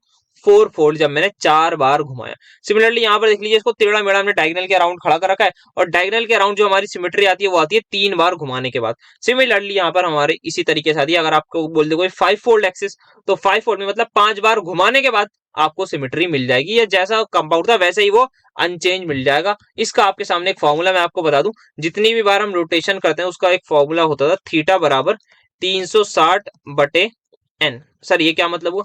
दिस इज, और आपने कितनी बार रोटेट करा, 4 बार 5 बार, मान लो चलो 4 बार मैंने रोटेट करा, तो कितना आया आंसर सर? 90। सर इसका सिग्निफिकेंस क्या है? इसका सिग्निफिकेंस बेटा ये है कि आपने एक बारी में 90 डिग्री का रोटेशन दिया। हाँ सर ये बात तो सही है, बिल्कुल आप समझ सकते होंगे कि यहाँ पर अगर मैं 90 डिग्री प्रॉपर 90 डिग्री का रोटेशन दूंगा तभी ऐसा सिनेरियो होगा। अगर मैं इस पर्टिकुलर आदमी में बात करूं तो इसका थीटा आएगा मेरे पास 360/3, मतलब 120 डिग्री। मतलब मुझे एक बारी में 120 डिग्री का रोटेशन करना है। कोई ऐसी एक्सिस आ जाए जिसमें मेरे पास 5 फोल्ड सिमेट्री हो, तो नीचे मैं 5 फुट करूंगा और मेरा यहाँ जो आंसर आएगा वो क्या आएगा, जल्दी बताओ कैलकुलेट करके। 72 आना चाहिए, 72 डिग्री। 6 आएगा 60 degree, and so on. I hope basic clear होगा, बस मुझे बेसिक ही बताना था, बाकी मेरा बिल्कुल दिल नहीं कर रहा है। यहाँ पर आप देख सकते हैं, एक बार थोड़ा और थीटा वाली चीज लिख दिएगा, आंसर आपका हो जाएगा। बाकी मॉलिक्यूल्स में होता है, जैसे आपको बता सकते हैं सिग्मा, हमारे पास बेंजीन में काफी ज्यादा मिरर प्लेन्स आपको देखने को मिल सकते हैं।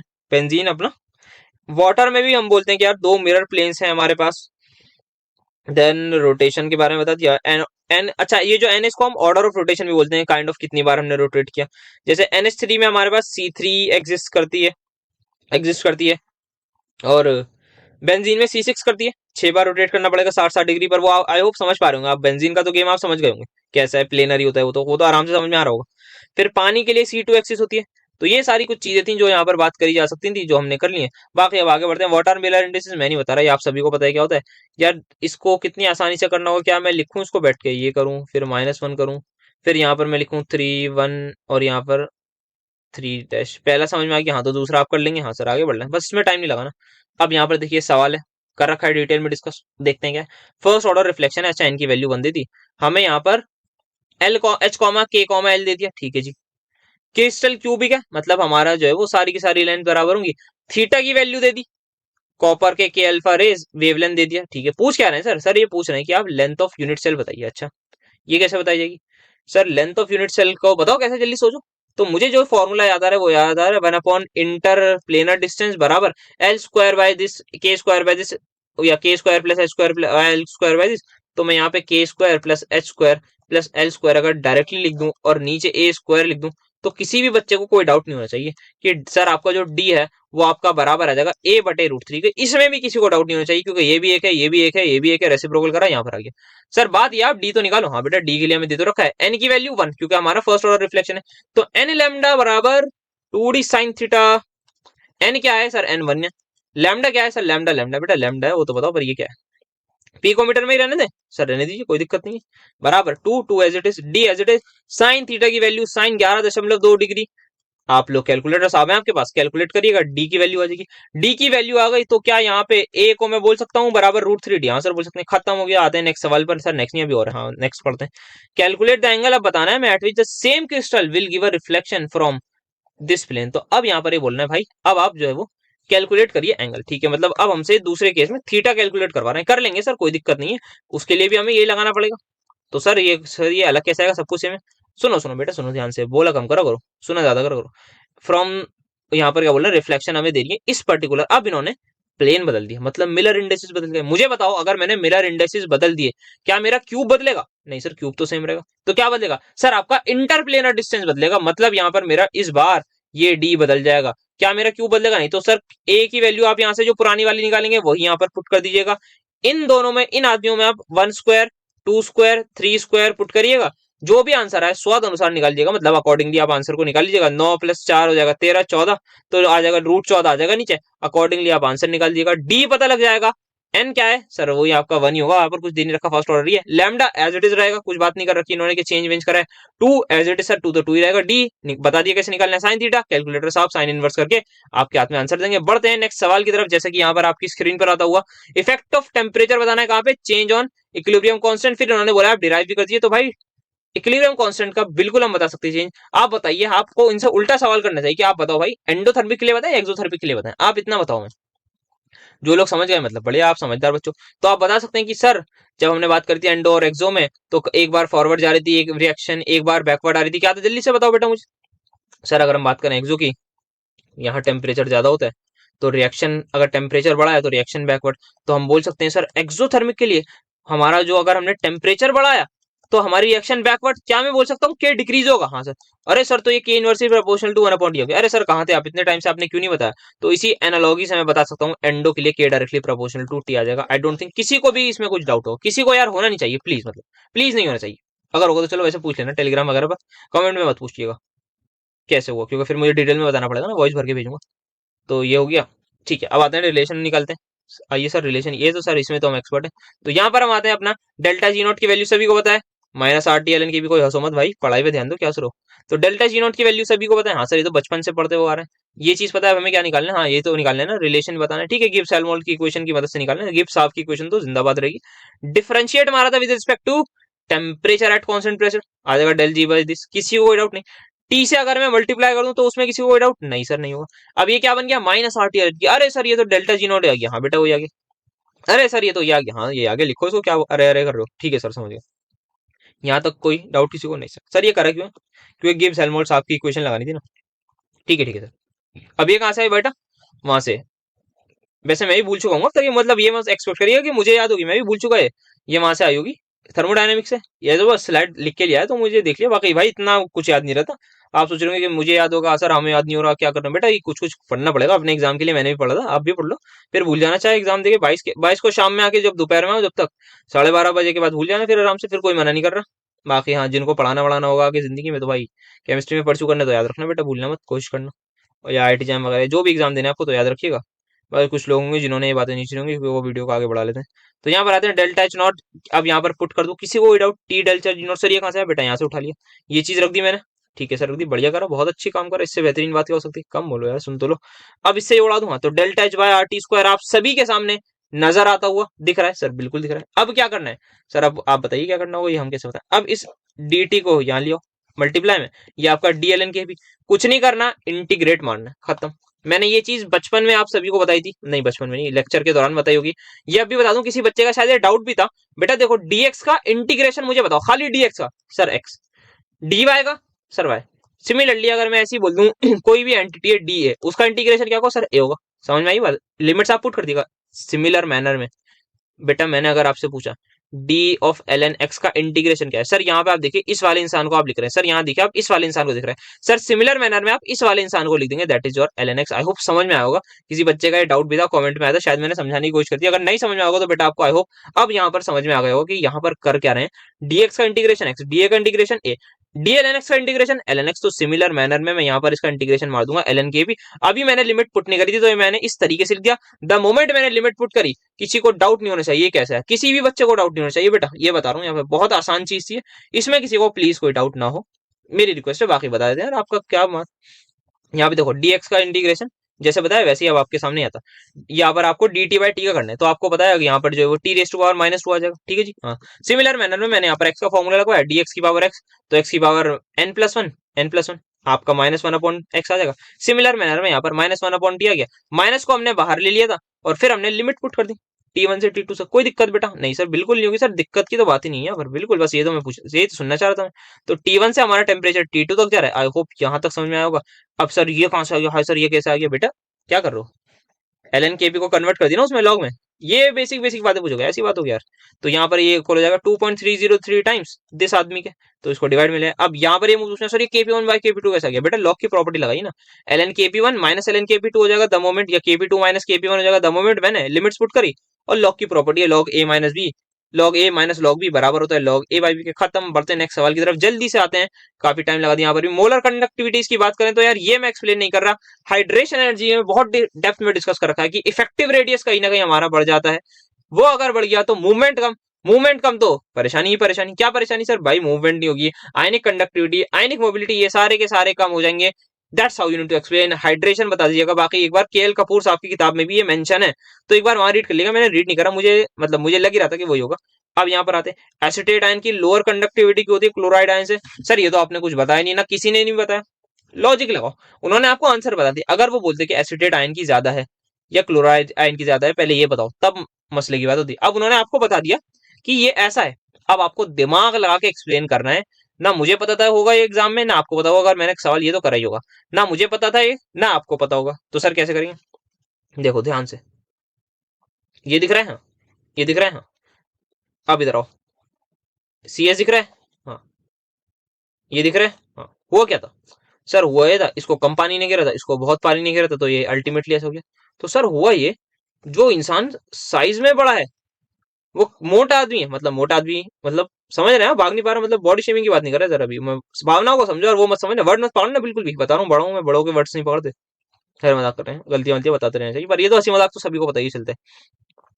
तो यहाँ पर ये इंसान जो है वो भारी है, फैटी है, तो ये भाग नहीं पाएंगे, मतलब कहीं ना कहीं इनकी आयनिक मोबिलिटी कम। अगर आयनिक मोबिलिटी कम, तो सर सेम लॉजिक यहाँ मौजूद आ जाएगा। सर ये कितना बड़ा आदमी है, ये कितना छोटा सा आदमी है, एक एटम का ये पूरा का पूरा मॉलिक्यूल, सर कैसे भागेगा। खत्म, आई होप समझ में आ गया होगा, यहीं पर ये चीज खत्म हो चुकी है। आई डोंट थिंक मुझे बिल्कुल पेन ड्रॉप वाली चीज आ गई ना, ये वाला मोमेंट पेन ड्रॉप मोमेंट है कि बस चलो अब मुझे कुछ बोलने की जरूरत नहीं है। बाकी मैं एक और चीज यहाँ पर बोलना चाहूंगा कि ये साहब कहीं ना कहीं एज बॉन्डिंग में भी बिजी हो जाएंगे। भाई बहुत ज्यादा वो आदमी है, अटेंशन वाले आदमी, इनको हर तरफ से अटेंशन मिलती है। क्लोराइड को खास अटेंशन नहीं मिलती, इनको पानी में डाल दिया, भाई पानी अटेंशन देगा कि यार आओ हाइड्रोजन बॉन्ड बनाओ, कहाँ जा रहे हो दोस्त, उस्ताद इधर आओ, आप इधर आओ, आप कहाँ जा रहे हो, क्लोराइड चलो चलो तुम तो जाओ, तुम जाओ, तुमसे बात नहीं करनी। हाँ, आप आओ यार एसिटेट आयन क्या बात कर रहे हो आप, और चाय वाय लोगे, ये सब बातें होंगी इनसे। क्लोराइड से होंगे, आप जाओ जहां भी जा रहे हो, तेजी से जाओ, आप तो और तेजी से जाओ, बल्कि उनको भगा दिया जाएगा। समझ रहे हैं आप कहानी वो, आई होप समझ में आ रही होगी, ऐसी चीजें तो बहुत आराम से आ जाती होंगी। बाकी नहीं भी आती होंगी तो कंसेप्चुअल भी आ रही होगी यार, ऐसी बात मत करो। तो यहाँ हाइड्रोजन बॉन्डिंग का फैक्टर, साइज का फैक्टर, और कुछ भी याद आए ना कमेंट में लिख के चले जाइएगा, बच्चे वहां से भी देख लेंगे, क्या पता आपके पास कुछ आइडिया हो जो जो लिख सकते हैं। तो जब भी ऐसा सवाल फंसे ना कि यार सर ये क्या, सर ये तो हमने पढ़ा नहीं है कुछ नहीं, भाई थोड़ा सा दिमाग लाओ, कोशिश करो लिखने की। आज जैसे मेरा उसका एग्जाम था DSC का, भाई पता नहीं क्या क्या लिखा हूँ, मतलब मेरी कैसी कैसी इंग्लिश बाहर आ रही थी, मैं उसमें लिख रहा हूँ it is pretty much good, मतलब ऐसे ऐसे वर्ड्स में लिख रहा हूँ जो मैंने मतलब कभी भी नहीं लिखूंगा आंसर में। फिर पता नहीं एक और वो लिख रहा था कि this process is also very good, मतलब बहुत वो कैब भी मतलब अच्छी अच्छी लिख रहा था, और नॉर्मल में दिस इज कमेंडेबल, ऐसे ऐसे वर्ड लिख रहा हूँ, मतलब एग्जाम में, मतलब DSC के पेपर में देख लेंगे सर, तो बोलेंगे भाई पता नहीं कहाँ से आ गया अंग्रेज, और उन्हें क्या पता अंग्रेजी नहीं आती ढंग से।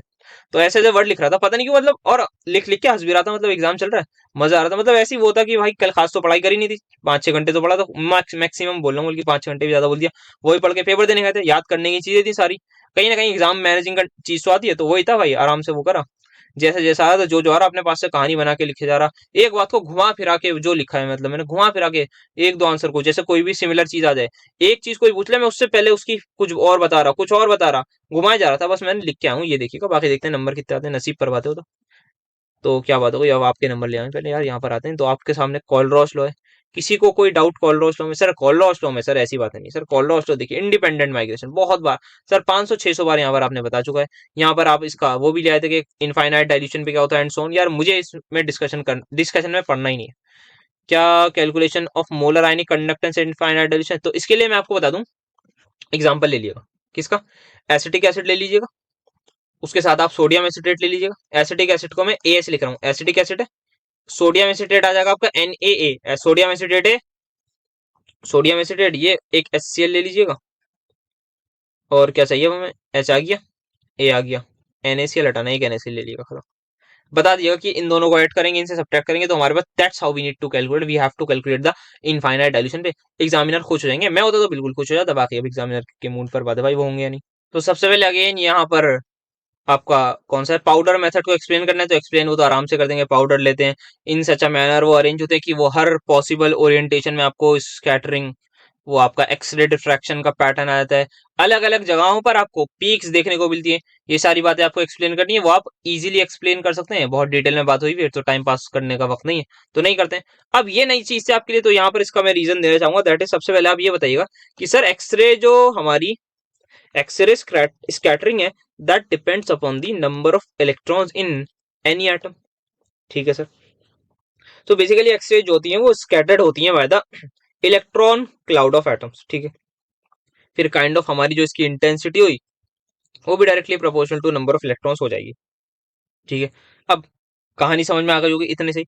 हाइड्रोजन साहब का क्या हिसाब किताब है, सर उनके पास, गरीब के पास एक ही एटम होता है, सॉरी एक ही इलेक्ट्रॉन होता है, तो वहां पर जो हमें स्कैटरिंग देखने को मिलती है, या काइंड ऑफ हमारे पास हाँ एक्सरे डिफ्रैक्शन पैटर्न होता है, वो बहुत ज्यादा वीक होता है, वो बहुत ज्यादा वीक होता है, बिकॉज हाइड्रोजन के पास सिर्फ और सिर्फ एक ही इलेक्ट्रॉन होता है, वेयर जैसे बाकी के एलिमेंट्स हो गए उनके पास ज्यादा होते हैं, तो वो काफी ज्यादा हमारे पास जो है वो अच्छा सा डिफ्रैक्शन शो करते हैं। तो यहाँ पर बहुत ज्यादा weak, and it is all वो, यहाँ पर हम देख सकते हैं ये बहुत ज्यादा वीक हो गया।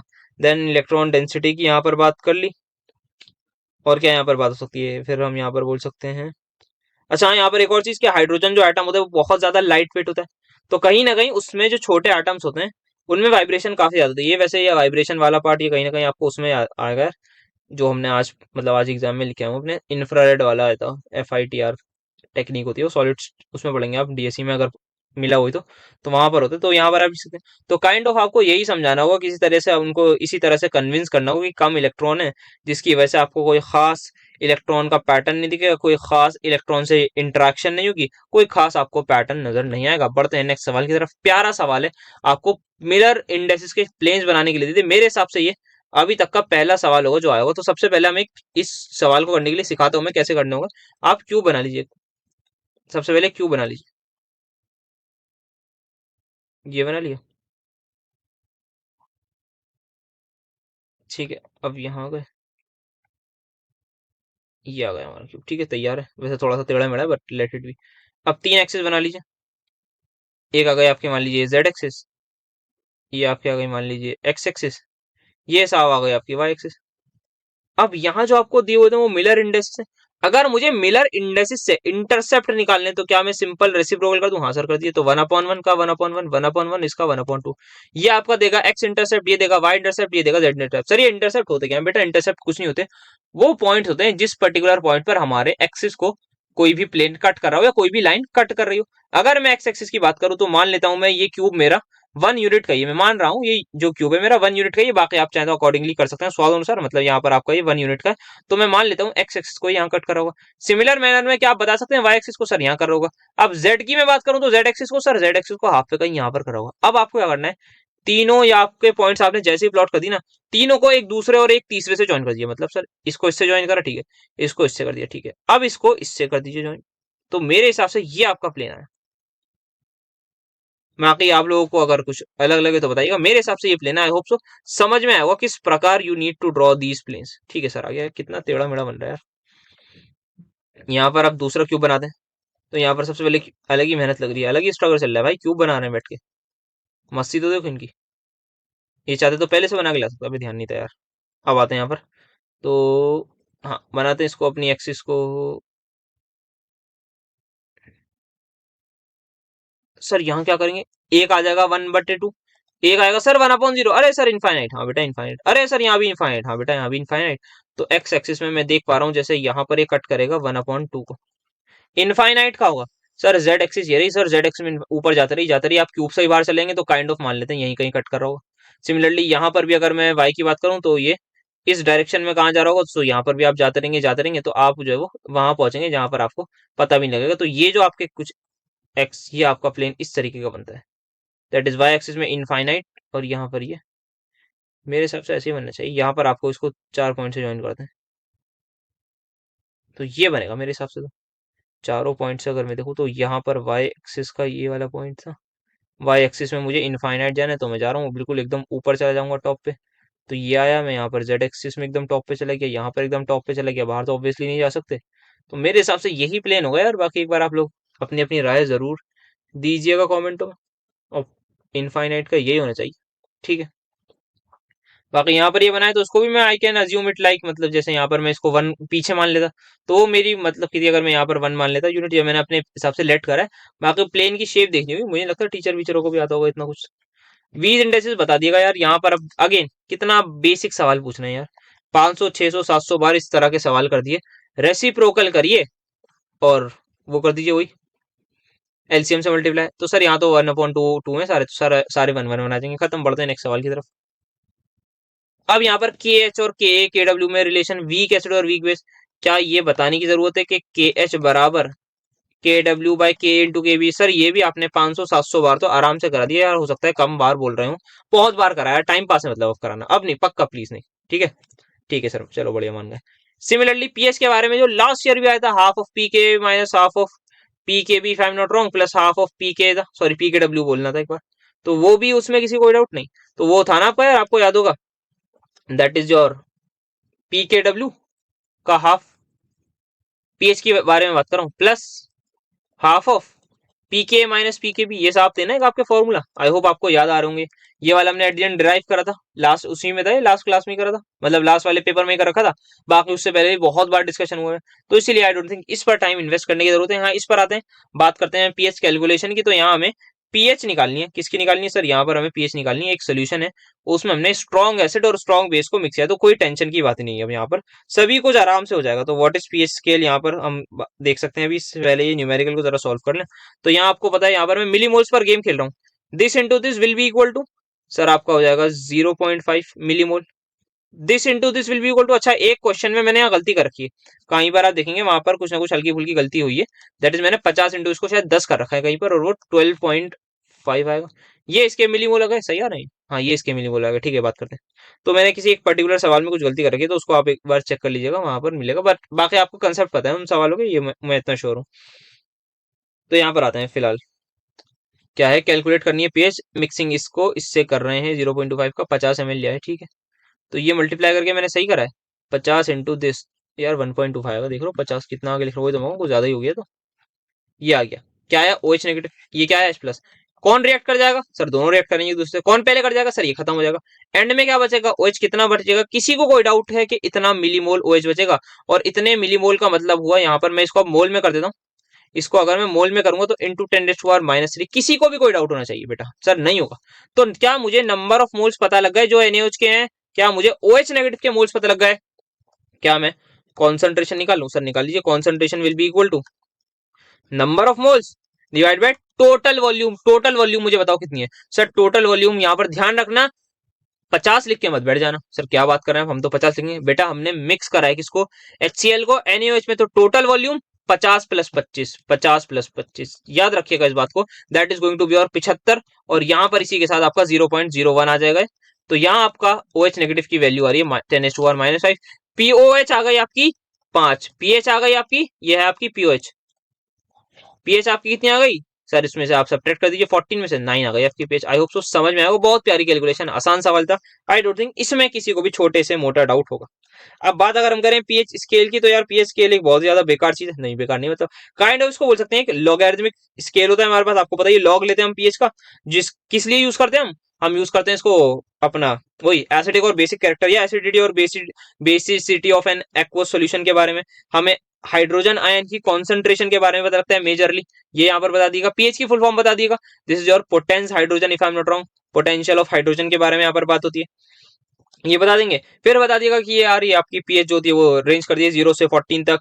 7 क्या होती है, 7 से कम पे क्या होता है, 7 से ज्यादा पे क्या होता है, और लोअर पीएच से हाई एसिडिक, लोअर एसिडिक, ये सारी कहानी लिखनी होगी। उसी के अराउंड चीजें घूमेंगी। लिख के आ जाइएगा। अब लिख के आप आ जाइएगा। नेक्स्ट सवाल पर यहाँ पर हम करते हैं इतने। डिग्री ऑफ हाइड्रोलिसिस निकालना है। के दे रखा है, के डब्ल्यू दे रखा है। Degree of hydrolysis H. ठीक है। एच किसके इक्वल होता है क्या सर? ये तो देख लीजिए, ये आपका सोडियम एसिटेट, मतलब ये आपका है वही स्ट्रॉन्ग बेस वीक एसिड। तो मुझे जो याद रहता है वो याद रहता है, जैसे के एच बराबर सी एच याद रहता है मुझे, सी एच स्क्वायर, ये मुझे याद रहता है। तो मैं यहाँ से के एच निकाल लेता हूँ। के एच किसके इक्वल होगा? क्या के डब्ल्यू बटे के है ना? के डब्ल्यू बटे के इक्वल होगा मेरे हिसाब से के एच। तो अगर ऊपर नीचे होगा तो बाकी आप वो तो खुद ही देख लिएगा।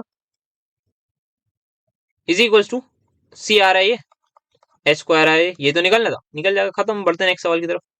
Wire solution containing strong acid. अरे भाई कैसे कर जाएगा स्ट्रॉन्ग एसिड? यहाँ पर आपका जो है वो बफर की तरह क्यों नहीं करता? क्योंकि बफर की कंडीशन है आपकी भाई प्रॉपर कि आपका पीएच में चेंज नहीं आना चाहिए। यहाँ पर आप बताइएगा कि स्ट्रॉन्ग बेस हो और उसकी जो सॉल्ट होगी वहां पर कोई भी इक्विलिब्रियम मेंटेन नहीं होगा, कोई भी लीच एट्रियल प्रिंसिपल नहीं लग रहा होगा, कोई भी फॉरवर्ड बैकवर्ड नहीं जा सकती। जो भी आप डालेंगे वो फर्दर रिएक्ट कर जाएगा और उससे कोई भी इक्विलिब्रियम में शिफ्ट नहीं आएगा। जैसा बफर में होता था उसी प्रकार समझा दिएगा। बाकी यहाँ पर आ जाइए यार, इस पर देख लीजिए। ये कर्व तो आप बना लेंगे आराम से, ये आपका सीधा सही आ गया। एक्सप्लेन भी कर दिएगा कि यहाँ पर 4 5, यहाँ पर neutral pH and so on. Methyl orange क्यों नहीं कर सकते? यहाँ पर बात करी थी। तो अगर मिथाइल ऑरेंज का इन्होंने हमारे एग्जाम में पूछा है तो आपसे हो सकता है फिनोक्सिलिन पूछे, तो उसके लिए तैयार रहिएगा। क्यों नहीं कर सकता सर? वो खुद ही वीक एसिड है। वीक एसिड है, वीक बेस है बेटा? सर वीक बेस है, सॉरी। तो वीक बेस है। अगर वो वीक बेस है भाई, वो खुद अपना OH नेगेटिव बड़ी मुश्किल से देगा।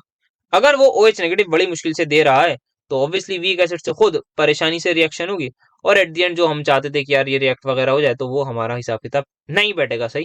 हम चाह रहे थे कि वीक एसिड से रिएक्ट कर जाएगा, ये वीक बेस है, ठीक है, वीक एसिड से रिएक्ट कर जाएगा, वीक बेस है। तो नुकसान की बात हुई ना कि बड़ी मुश्किल से OH नेगेटिव दे रहा है, वो कम H प्लस दे रहा है, वो कम OH नेगेटिव दे रहा है। भाई रिएक्ट कर रहे हैं तो कुछ उनसे होके नहीं दे रहा। ज्यादा कॉन्सेंट्रेशन चाहिए होगी हमें in order to get our sharp end point. ठीक।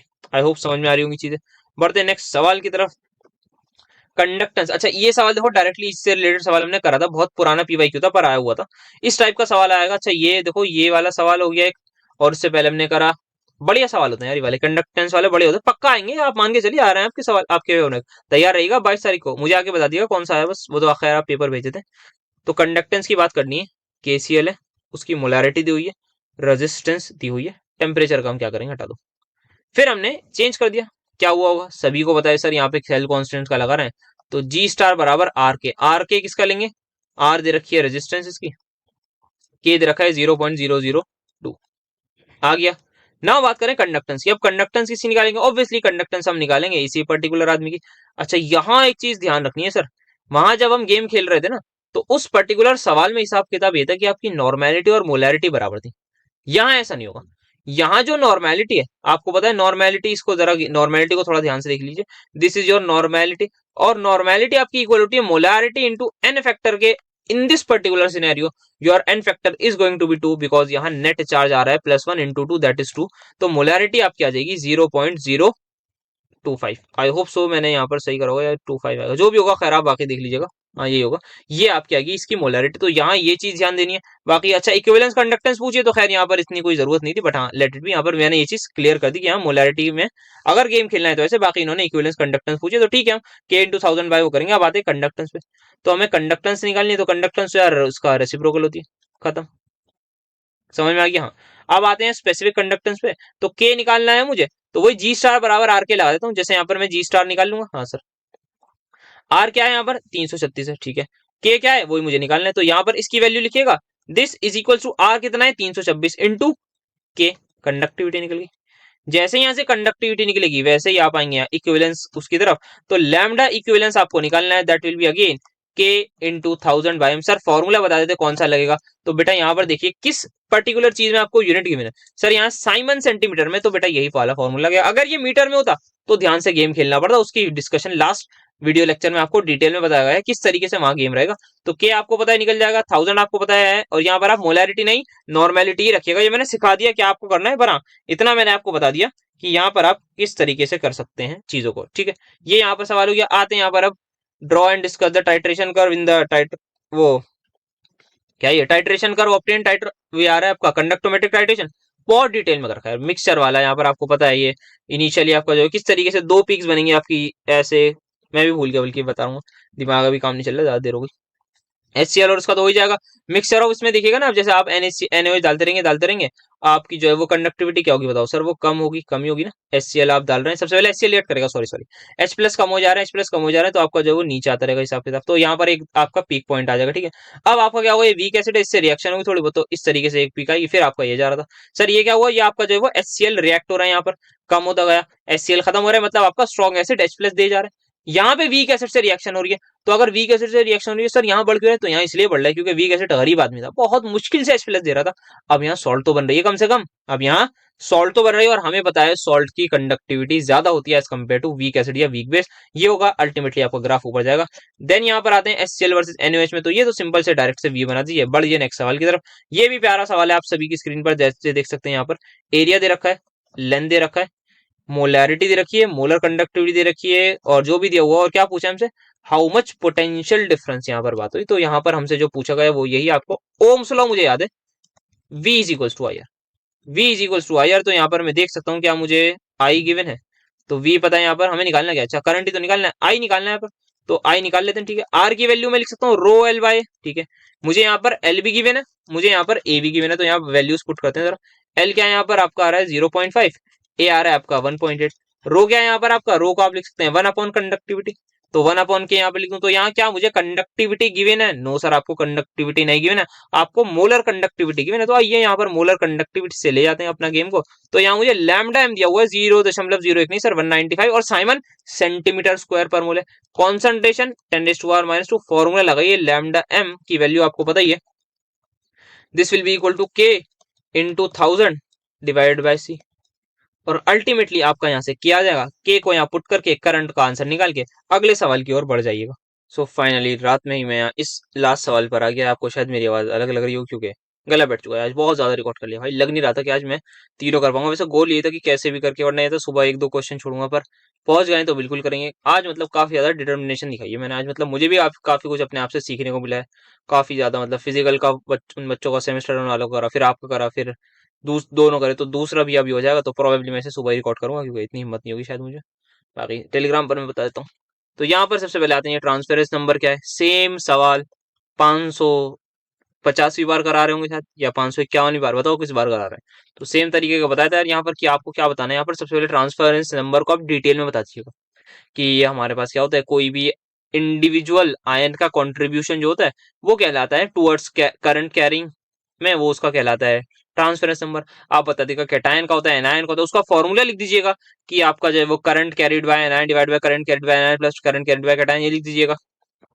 फिर ये बताइएगा टी प्लस और टी माइनस किसके इक्वल होता है, 1 के इक्वल होता है। एक और चीज आप ऐड कर दिएगा, ये बोल दिएगा कि टी प्लस अगर ज्यादा होगा तो टी माइनस कम होगा, मतलब यहाँ पर आप कहीं ना कहीं बोलिएगा अगर एनायन का ज्यादा तो कैटायन का कम। फिर आप ये भी बता दीजिएगा कि आप HCl में आपका H पॉजिटिव का ज्यादा होता है, तो जो जो कहानी पता है ना वो सब लिख के आ जाइएगा, बढ़िया रहता है ऐसा, मतलब वो रहेगा बिल्कुल। फिर हम आएंगे डेरिवेशन पर। अब डेरिवेशन में क्या बताना है आपको, सिंपल सा बताना है कि भाई करंट का ये फॉर्मूला होता है, अगर करंट का ये फॉर्मूला है this is going to be your total current, और जब आपका कैटायन होगा तो उसके केस में क्या होगा, यहाँ पॉजिटिव लग जाएगा, और कहाँ लगेगा पॉजिटिव, वी पॉजिटिव, अच्छा वी पर लगेगा, वी पॉजिटिव दैट इज उसकी वेलोसिटी पर पॉजिटिव, ठीक है। और बस इलेक्ट्रॉन का चार्ज इलेक्ट्रॉनिक रहेगा, ए का चार्ज सॉरी ए तो एरिया है, और एन क्या है number of electron per unit volume, तो शायद ये एज इट इज रहेंगे। सेम गोस फॉर एनायन, यहाँ पर माइनस लग जाएगा, लिख दीजिएगा आपका जो ट्रांसफरेंस नंबर फॉर कैटायन होगा that will be I positive बटे आई टोटल, वैल्यूज डालिएगा, जो कट रहा है ये तीनों लोग कट जाएंगे, काट के आप आ जाइएगा आगे, तो पता लग जाएगा this is going to be और डायरेक्टली प्रोपोर्शनल। और फिर लिख दीजिएगा इफ हमारे पास जो कैटायन पर चार्ज होता है और एनायन पर चार्ज होता है वो यूनिवैलेंट एनायन और कैटायन हो, तो आपका जो वो Z पॉजिटिव और Z नेगेटिव की वैल्यू हो जाएगी 1, अल्टीमेटली आपकी डेरिवेशन हो जाएगी डन। क्या बात है, मजा आ गया, क्या राइम बन गई है ना आपका, यूनिट वो उसकी वैल्यू हो जाएगी 1, अल्टीमेटली डेरिवेशन हो जाएगी डन। चलो भाई इस सवाल पर आते हैं, ये सवाल 7.5 करोड़ बार हम कर चुके हैं, यहाँ पर आप देख सकते हैं, यहाँ पर क्या है, H पॉजिटिव Cl नेगेटिव का आपको ट्रांसपोर्ट नंबर कैलकुलेट करना है, कैडमियम उससे मेथड से, बाउंड्री मेथड से, मूविंग बाउंड्री मेथड से आपको 108 ग्राम एटॉमिक मास दे रखा है, HCl की नॉर्मेलिटी दी हुई है, मास ऑफ सिल्वर दे दिया, ये साफ दे दिया यार, करवाऊं या नहीं करवाऊं, देखो यहाँ पर डायरेक्टली करवाया था, ये देखो ना, यहाँ पर भी पूछा गया, यहाँ पर भी मुझे नहीं लगता इस बार पूछेंगे। वैसे इस बार ये सवाल तो नहीं पूछना चाहिए, मतलब हो सकता है कोई और सा बना दें, कुछ वैल्यूज चेंज करते हैं। बाकी मेरे हिसाब से यार इस बार तो नहीं पूछना चाहिए, लॉजिकली देखो यार कितनी बार पूछ लिया ये सवाल। अभी तो नहीं, एक आध साल बाद और पूछे तब लगेगा यहाँ, तब उन बच्चों के थोड़े आएगी, पर मुझे नहीं लगता ये कल आपके पेपर में या परसों जो जब भी आप देख रहे होंगे आपके पेपर में आता हुआ नजर नहीं आ रहा, बल्कि कल ही होगा आपके लिए। तो ऐसे 12 प्लस हो चुके हैं, मुझे भी कल ही बोलना चाहिए, पर कोई नहीं, आदत नहीं है ना 12 के बाद मन तभी करता है जब सुबह बोलने की। तो यहाँ पर आप ट्रांसपोर्ट नंबर लिख सकते हैं LAC/Q/F। मैंने यहाँ पर अल्टीमेटली आपको एक चीज बता दी थी कि 1000 हम लेते हैं क्योंकि हम ML में कर रहे होते हैं, तो यहाँ पर भी हिसाब किताब आपका सेंटीमीटर क्यूब में, तो आपको जो है वो LAC/1000 और फिर आपका Q/F का लिख दीजिएगा। और Q/F कहाँ से निकालेंगे sir? Moles into N factor से। मोल्स किसके? सिल्वर के। एन फैक्टर किसका? आपका सिल्वर का ही हो जाएगा, तो यहाँ से आपका निकल जाएगा। तो ये आप वैल्यूज पुट करेंगे, Q/F की वैल्यूज वहां से आ जाएगी, अल्टीमेटली ट्रांसपोर्ट नंबर आ जाएगा। हो गया। अब लास्ट डेरिवेशन यहाँ पर अगेन सिंपल डेरिवेशन है, आयनिक मोबिलिटी को बता दीजिएगा। और आपका क्या होता है यहाँ पर? आयनिक मोबिलिटी वही क्या, आपका जो भी आयन मूवमेंट होता है उसकी वैसे कुछ ना कुछ आपकी जो है वो कंडक्टिविटी होती है, वैसे वो आयनिक कंडक्टिविटी जाएगी। आयनिक मोबिलिटी में simple mobility is all about movement. तो मूवमेंट को आप एक्सप्लेन कर दीजिएगा, एनायन और कैटायन की मूवमेंट होती है। काइंड ऑफ आप इलेक्ट्रिक फील्ड को भी इंट्रोड्यूस कर सकते हैं कि आपकी एनायन किस तरफ जाता है, इलेक्ट्रिक फील्ड आती है, तो कैटायन किस तरफ जाता है वो आप बता दीजिएगा, डायरेक्शन कि एनोड पर जा रहा है, कैथोड पर जा रहा है, इस तरीके से आप चीजों को बता सकते हैं फर्दर। देन यहाँ पर अगर आपको इसको डिराइव करना है तो सिंपल है यार, ये भी देखा जाए तो काइंड ऑफ, मतलब सिंपल तो नहीं है बहुत, याद ये तो वही टीडीएस चीज आ गई दोबारा, ये तो पिछले पेपर में भी था शायद, है ना? हाँ यहाँ पर भी आ गया, देखो यही चीज है ना, हाँ यही चीज है, देखो सेम चीज आ गई, बड़े भाई मानते नहीं है लोग। तो यहाँ पर आप देख लीजिए, क्यूब मान लीजिएगा 1 सेंटीमीटर, 1 सेंटीमीटर 1 वोल्ट ले लीजिएगा, आई बराबर के कर दीजिएगा किसी तरह से, जैसे भी आओ बस आपको ये चीज ध्यान रखिए, आपको किसी तरह से आई बराबर के करना है, फिर ये तो आपको पता ही है, और फिर आपका करंट निकल जाएगा, ठीक है। फिर ये क्या आती है आपकी U0C, आपकी क्या है? आयनिक मोबिलिटी थी। तो डिस्टेंस ट्रेवल्ड इन 1 सेकेंड आपके सामने आ जाएगा यहाँ पर U0 centimetre. This is ionic mobility, ionic velocity, I think ionic velocity होगी ना, यानी मोबिलिटी। अच्छा पर वो है ना आपके यहाँ, ionic mobility is what? Ionic velocity per unit आपकी आ जाएगी electric field, oh sorry per unit potential gradient. और पोटेंशियल ग्रेडियंट तो आपने 1 ही ले रखा है ना, तो इन दिस सिनेरियो आपकी म्यू0C हो या आपकी वेलोसिटी हो, दोनों बातें सेम ही होंगी क्योंकि आपने पोटेंशियल ग्रेडियंट 1 ले रखा है। तो ये चीज आपको पता होगी। तो आयनिक मोबिलिटी यहाँ से आ गई, डिस्टेंस ट्रेवल आप निकाल लेंगे, फिर हम वॉल्यूम यहाँ से निकाल रहे थे एट द एंड, और यहाँ से हमें पता लग गया था कितने कैटायन लिबरेट हुए एंड कैथोड पर कितने एनायन पर हुए। तो यहाँ से सिंपल फॉर्मूला लगाया और इसको हमने कर दिया था इक्वेट एट द एंड, और हमारा जो अल्टीमेटली आया था ये आई थी डेरिवेशन। इसको मैं बोलूंगा तो कुछ कुछ चीजें यहाँ पर हाँ याद करने वाली, मुझे नहीं लग रहा है ये वाली डेरिवेशन कल पूछेंगे, कल के एग्जाम में मुझे नहीं लगता है पूछेंगे, क्योंकि भाई 2 साल लगातार पूछ ली, 3 साल लगातार पूछना मतलब थोड़ा सा, मतलब मैं बोलूंगा इतना भी रिपीट नहीं करना चाहिए चीजों को, मतलब मुझे भी पर्सनली बुरा लगने लगा कि यार 3-3 बार आप रिपीट कर रहे हो सवालों को। कुछ आप नई इनोवेशन करो, कुछ मैं चाहता हूँ कि कुछ नए न्यूमेरिकल्स टाइप वगैरह पूछे, जैसे कंडक्टिविटी वाले कितने प्यारे न्यूमेरिकल्स बन रहे हैं, उससे सवाल आएंगे। बाकी आएगा ऐसा कुछ नया वया नहीं, पर मैं ये चाहता हूँ पर्सनली ये तो ना आए यार, कम से कम मतलब 3 साल आप खुद ही लॉजिकली सोचो, 3-3 साल बार आप रिपीट करवा रहे हैं डेरिवेशन, मतलब फिर क्या चाहिए, मतलब फिर तो मतलब बस PYQ कर जाओ। जैसे ये सवाल भी लगता है कुछ और आ सकता है, कुछ वैल्यू चेंज करके। तो इसी के साथ मैं बोलना चाहूंगा KL कपूर साहब से आप लोग देखते हुए जाइएगा, नजर मारते हुए जाइएगा, ये सवाल भी आपको शायद KL कपूर में मिल जाएगा। उसी के नीचे ऊपर आप देख लीजिएगा, तो एक आध सवाल आपको वहां मिल जाएगा, उसको देख लीजिएगा, हो सकता है वो पूछ लेगा, ये ना पूछे तो इसी से कुछ कर सकते हैं, बाकी और कुछ बाहर नहीं जाएगा। आएगा इसी फॉर्मूले सर पर न्यूमेरिकल बहुत हाई चांस आएगा। मूविंग बाउंड्री की हो सकता है आपसे डेरिवेशन करवा लें, क्योंकि इस पेपर में शायद डेरिवेशन नहीं थी ना, मूविंग बाउंड्री की थी, पता नहीं भूल गया, अगर नहीं थी तो आप तैयार रहेगा, हो सकता है आपसे मूविंग बाउंड्री की डेरिवेशन करवा लें। और के वाली बात बोलती मैंने आपको कि के डिसोसिएशन कांस्टेंट की डेरिवेशन आपसे मुझे लग रहा है करवा सकते हैं, तो उन चीजों पर ध्यान रखिएगा। बाकी आई थिंक यही था हमारे पास लास्ट सवाल में। तो that's it for not just today lecture but for the semester. तो मिलेंगे आपसे बहुत जल्द, आगे वीडियोस में बातचीत करेंगे, एक आध वीडियो डालेंगे, कुछ प्लान करेंगे, डिस्कशन करते रहेगा। बाकी आप काफी लोगों के बच्चों के मैसेज नहीं आएंगे, एग्जाम टाइम में काफी ज्यादा पीक चलता है जब बच्चों के मैसेज आ रहे होते हैं, क्योंकि पढ़ भी रहे होते हैं डाउट आउट, बाकी उसके बाद हमें क्या लेने देना है ना, ऐसे ही हमारे बच्चे। तो यही है, मिलते हैं फिर आपसे बहुत जल्द, कभी तो मिलेंगे, मतलब नेक्स्ट सेमेस्टर में की वीडियोस को प्लान करते हैं, देखते हैं आगे क्या करेंगे। अभी तो भाई मैं रेस्ट लूँ कुछ दिनों का, फिर आपसे करते हैं, देखते हैं क्या करना चाहिए। अभी GE का भी तो एग्जाम है, हाँ यार एग्जाम का खत्म हुआ, तो कोई नहीं, सब कुछ देख लेंगे, आप लोग भी अपना एग्जाम एग्जाम दिए, करते हैं बात, मिलते हैं आपसे बहुत जल्द नेक्स्ट किसी लेक्चरों में। तो thank you so much for attending my lecture for this semester.